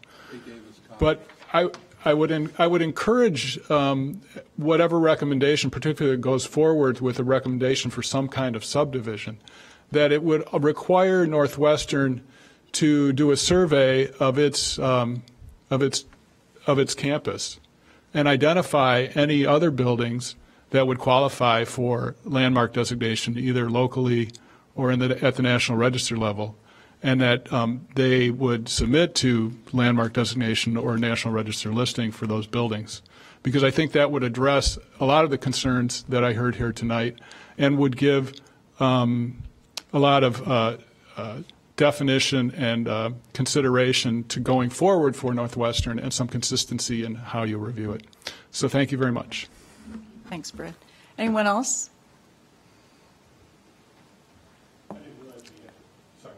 Oh, sure. Well, step up and just identify yourself. Bruce Enenbach, 723 Emerson. I just wrote myself a bunch of notes on my phone, so I'll just read it off. The big question here is why. I haven't heard any compelling argument for any change whatsoever. I haven't heard much of an argument at all, really. There's no rhyme or reason for this. And what protects our citizenry and what benefits accrue to Evanstonians. It's hard to see how Northwestern can come here and present this with a straight face. It doesn't pass the smell test. It kind of reeks of something up my sleeve. The two lots should remain as they are. It makes sense, the land to the edge of the original lakefront and the added lake fill. I'm very much in favor of all the property along Sheridan Road coming under the purview of this body. I do not especially want to see any more examples of NU's current thinking in architecture, which in my humble opinion has been pretty abysmal of late. Mr. Naylor has been at least partially responsible for NU's recent sad architectural efforts, and this is an inauspicious beginning for your new facilities head. This commission was right in its rejection of a parking garage, or excuse me, visitor center. Unfortunately, we sometimes have to deal with our council's errors of not listening to those who are in much better position to make a decision. This doesn't do anything to improve town-gown relationships with which Marty Shapiro and Liz Tisdall have been working on, and this should be rejected. I have one question. Are we going to vote on this tonight? No, the vote will be on March 4th. On March 4th? Yes. Okay. Thank you. Just let me understand. Yeah. He's opposed to, and Yeah. it will be on the record. Okay, great. We also received a letter that was technically addressed to the Plan Commission. It's from a gentleman named Gary Auerbach at 412 Greenwood in Evanston. And this letter is dated February 8th. We will insert it into the record, and in this letter, he believes that this does not meet the standards and that had some questions specific to the proposal. So, with that, you ready to talk about this? Sure. All of you are welcome to stay. We're essentially going to have our conversation talking amongst ourselves here, but it's completely open, so if you choose to stay, you may. But we probably won't be engaging you, but you're welcome to listen. So. All right, Gary, you look ready to talk.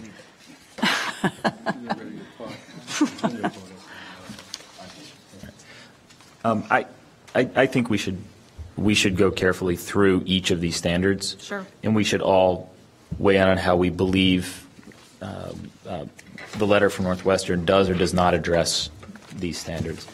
I think we heard a lot tonight about how this is framed, and I think that what came across to us as a burden on this commission, I think, was incorrect.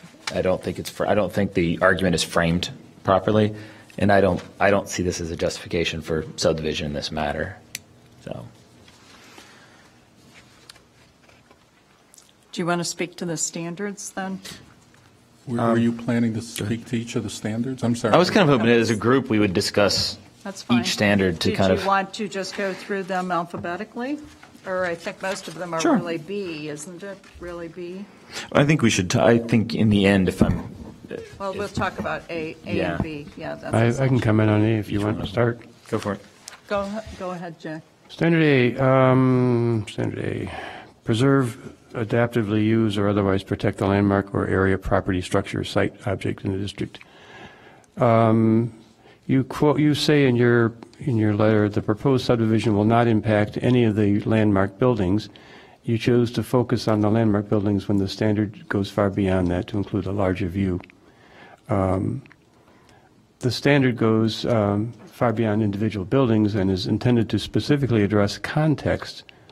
I think I mentioned this earlier, the context, for example, in Lot 3, where the Shakespeare Garden currently exists, can be fully experienced even in the shadow of the Ford Design Center and the Tech Institute. So I don't believe that this addresses Standard A successfully. What is it specifically that it doesn't address? I'm sorry. The area around the building. The area will not impact any of the landmark buildings. Can I say something about context too?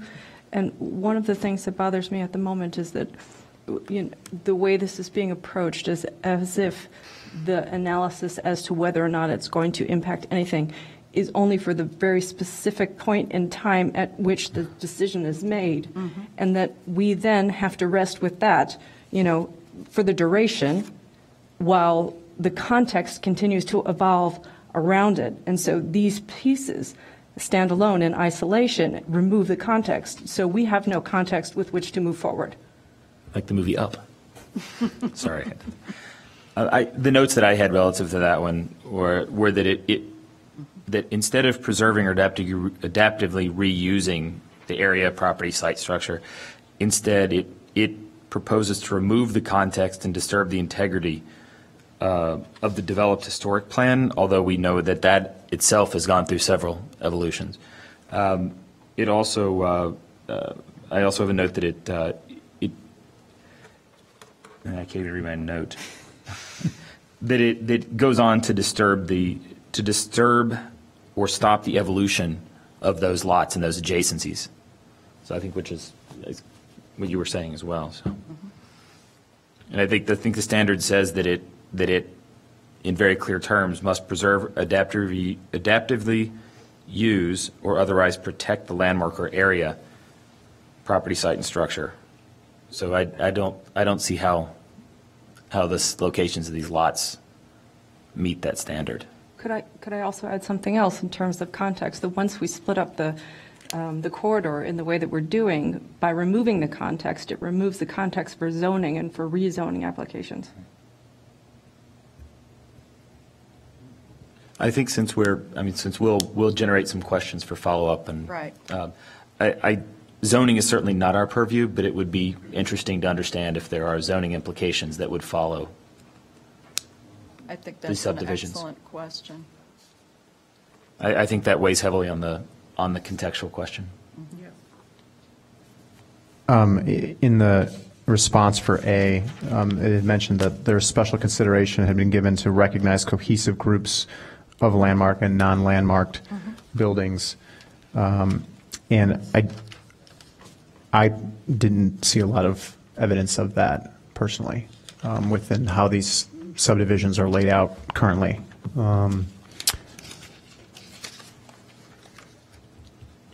Lot 2 looks like the only one that includes non-landmarked buildings.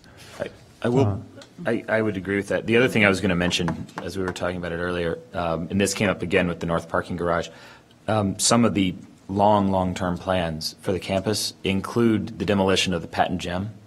And I think in the context of this conversation, removing the rest of the campus context from that would make it very difficult to understand what kind of building might rightfully replace a building like Patent Gem.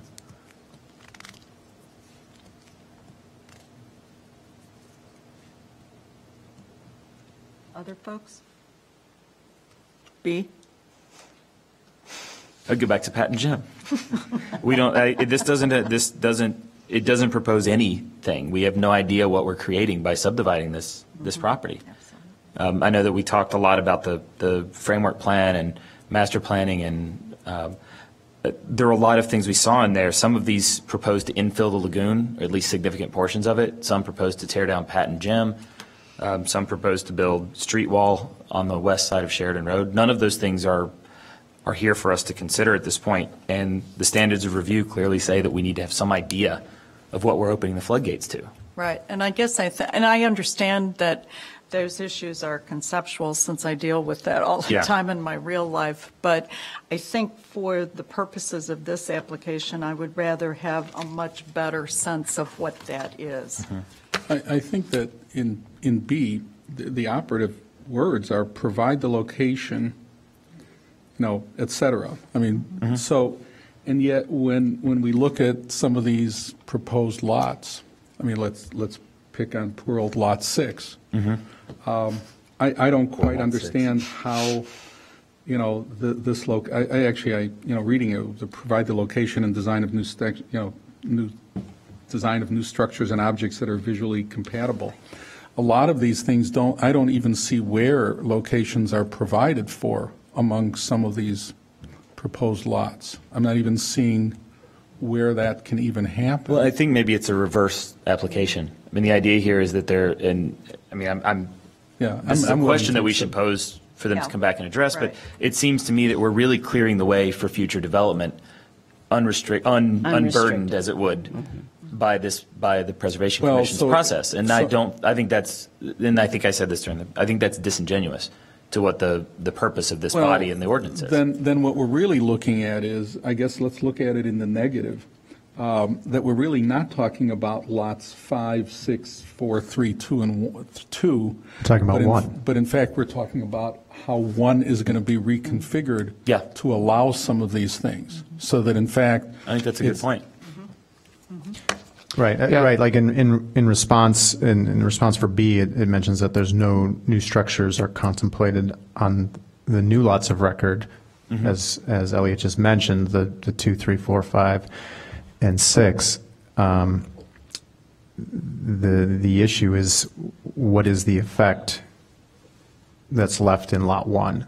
And I think it's important. We're looking at the standards, which is Section B of the code. Section A says that we are to prepare a report regarding the effect of the proposed subdivision. And as I see it, if I were drafting this for us right now, the effect is squarely to eliminate the need, any oversight or to eliminate burden for Northwestern.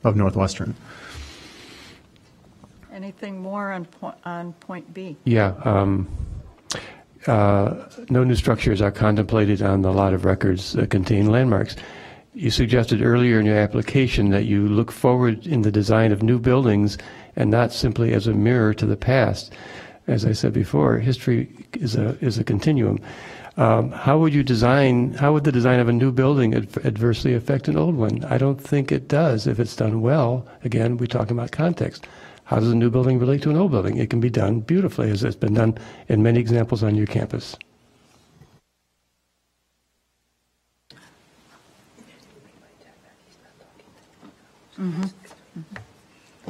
Are we still on B, I guess?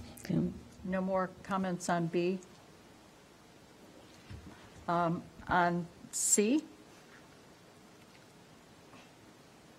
Well, I don't think we know, since if you just think about this as, what Ellie said, this is a figure ground, so just imagine that all the lots are black and then 1 is everything else, and since we don't really know what's going on everywhere else, then how are we supposed to really know, even if,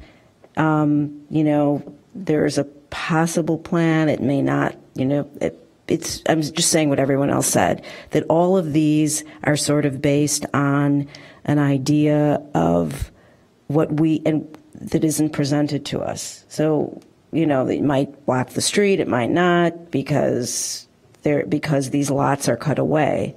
So, and I agree also with Gary that there was probably a whole plan developed, and then they looked at it or had an idea about it, and then they just took out the pieces that were, that had landmarks that would also be, it seems to me, that would be in the way of the development. So it's kind of, it seems a little backwards. But so all of these, A through E, it's kind of hard to know.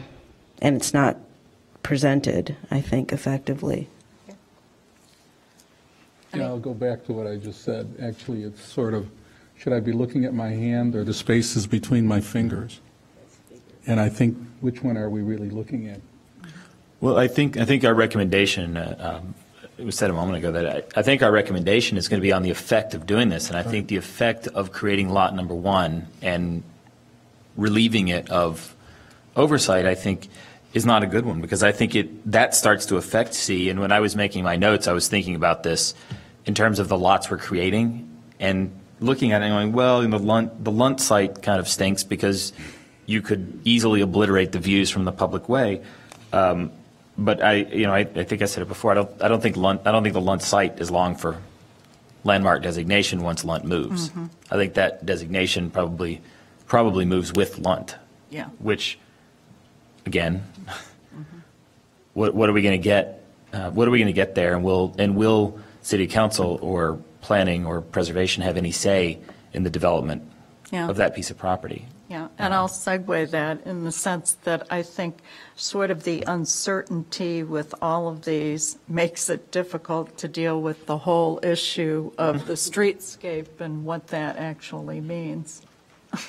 I have a hard time understanding why, other than the bureaucratic burden from the applicant side to prepare these packages, most of which, by the way, at least from what I've seen, come through as pretty advanced design development packages. They're not specific to what we've asked for. They're part and parcel to the process anyway. And the architects who come in here are well prepared, Oh, yeah, thorough, the packages clear, and are very good. Rarely, except on Yeah. major projects, and that's what gave birth to this workshop process. Have we really been buried in this kind of mess?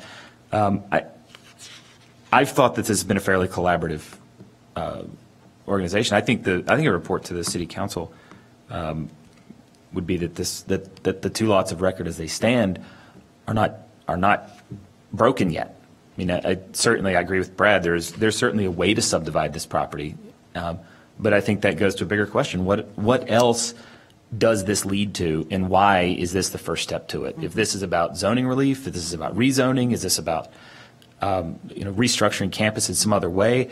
I think we need to understand, because even more than understanding what building goes on that property, that's part of us understanding what we're approving, and I don't think there's enough here. And I think that we really have to be careful about a precedence this may set for all the other, areas in Evanston that have to, where you have a landmark in a zone that, why this and not those? And once you sort of take this path, then I think everything else is open to discussion, or will be, or should be. So. Well, and I think the large lot issue, though, this is sort of on a much grander scale. It has been something that's been faced in other communities, and it's a challenging one. So. Any other? Are we on C or D, or are we just sort of lumping them all together on D now? and E, Yeah, I okay. would say. So any comments anyone has on D and E? I spoke to this earlier. Preserve, protect the critical features of the streetscape. Well, you don't know even how that would be. Yeah, the current streetscape has an interesting mix of old and new, and I referred to the 1982 Naval Hartree Gateway at Hinman and Sheridan, and how that's excluded from this subdivision.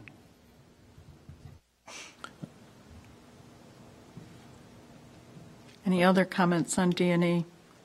Well, I think it's the last clause of E, the general harmony of the district. I mean, forget the municipal services. I don't care about the adjacent property values, because it's all Northwestern's property, so I'm not going to worry about it.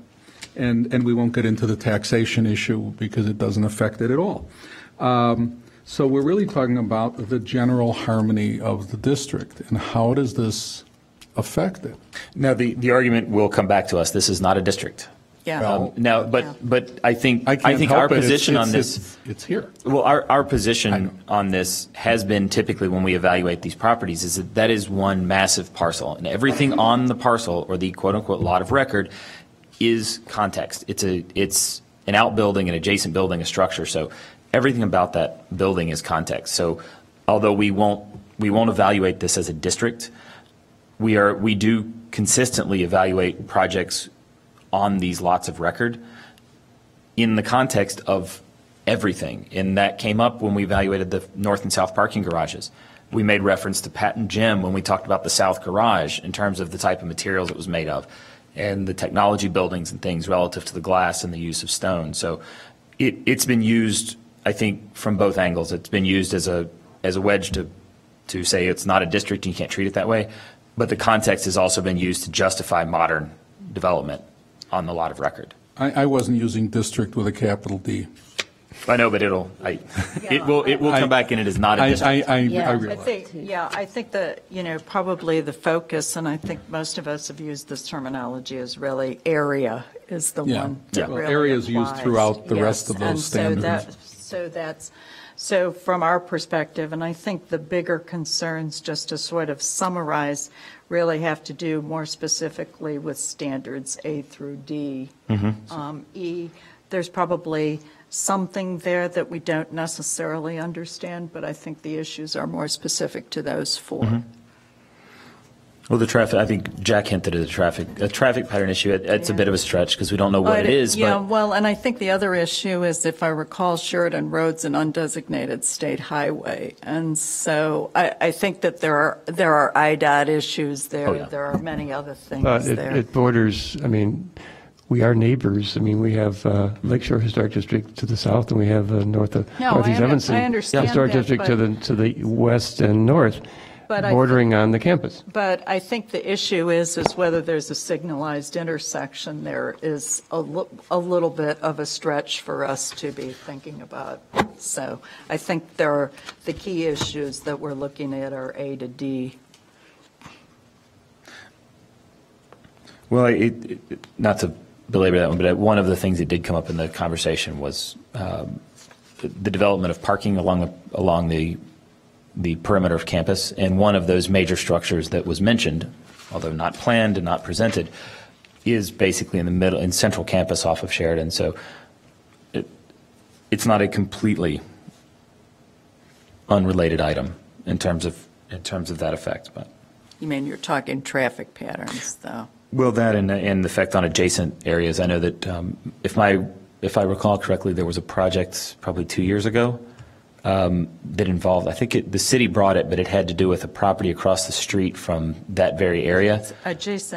Adjacent property values, is that? No, it was a traffic issue. They put a stoplight in. Oh, They yeah, put a stoplight on yeah, Sheridan because right. of a private home Right. that's kind of Right. landlocked on that side of the street. Right.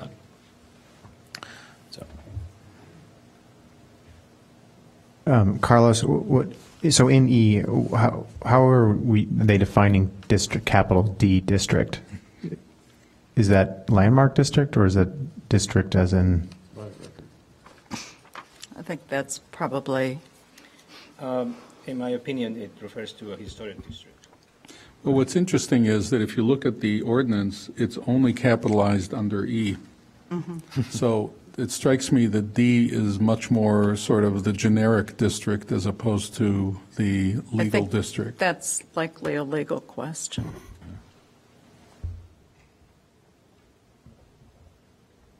So, Lori, we might want some guidance on that one.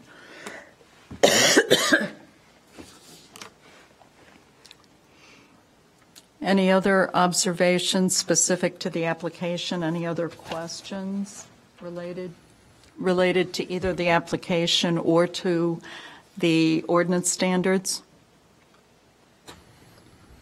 Was it necessary to include all of these criteria? I'm wondering about item 2, the alteration, construction, demolition, et cetera. Sorry, I'm not speaking into the mic. Is it Which is- required of the applicant to address all of them? I think Just that part of the ordinance refers to if there was something to be built. No, that's not my question. In their application, they tried to address every single one, A through E plus of Part 1. Or are you And asking if it's required that they bullet point each Did they of have to those? bullet point each in their application, and do we have to deal with all of them? You're talking about number 2? Yeah. There's a reason for It's my up to each question. commissioner to determine if a standard were to apply. Yeah. So I think the applicant is better off to respond, whether Yeah. they might say sometimes it's not applicable for these reasons, or we think that.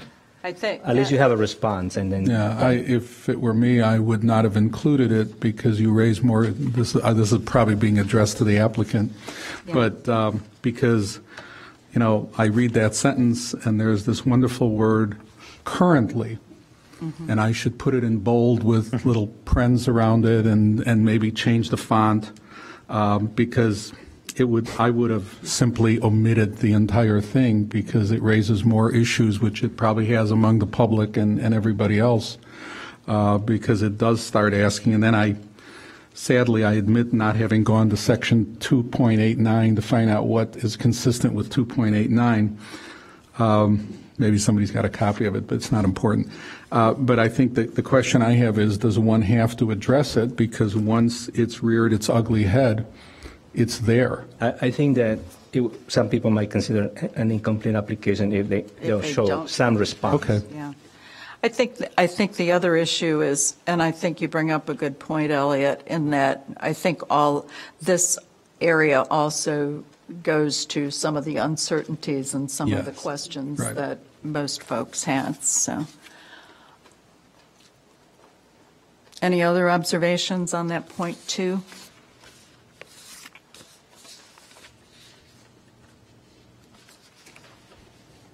All right, is everyone ready to go home? Yes. Can I get a motion to adjourn? I move that we adjourn. I'll do it. All right. I've never gotten to make a motion. Oh, there you go. Oh, that's right. The time is 9:35. I have 32. Oh, yeah, I I guess should it's check 5 on my up there. computer. The follow-up to this, as you all know, is March 4th, and Carlos and I know Lori's been working hard over there taking notes. This information, and I know the folks from Northwestern have as well, we will likely summarize the questions that are here and make sure that you get those. So, and I think that we were looking at a written response for those, if I recall. Is that correct, Carlos? I think that we discussed that the university will respond to the questions. Yeah, that's fine. Okay, thank you all. You did great work, great preparation by everybody.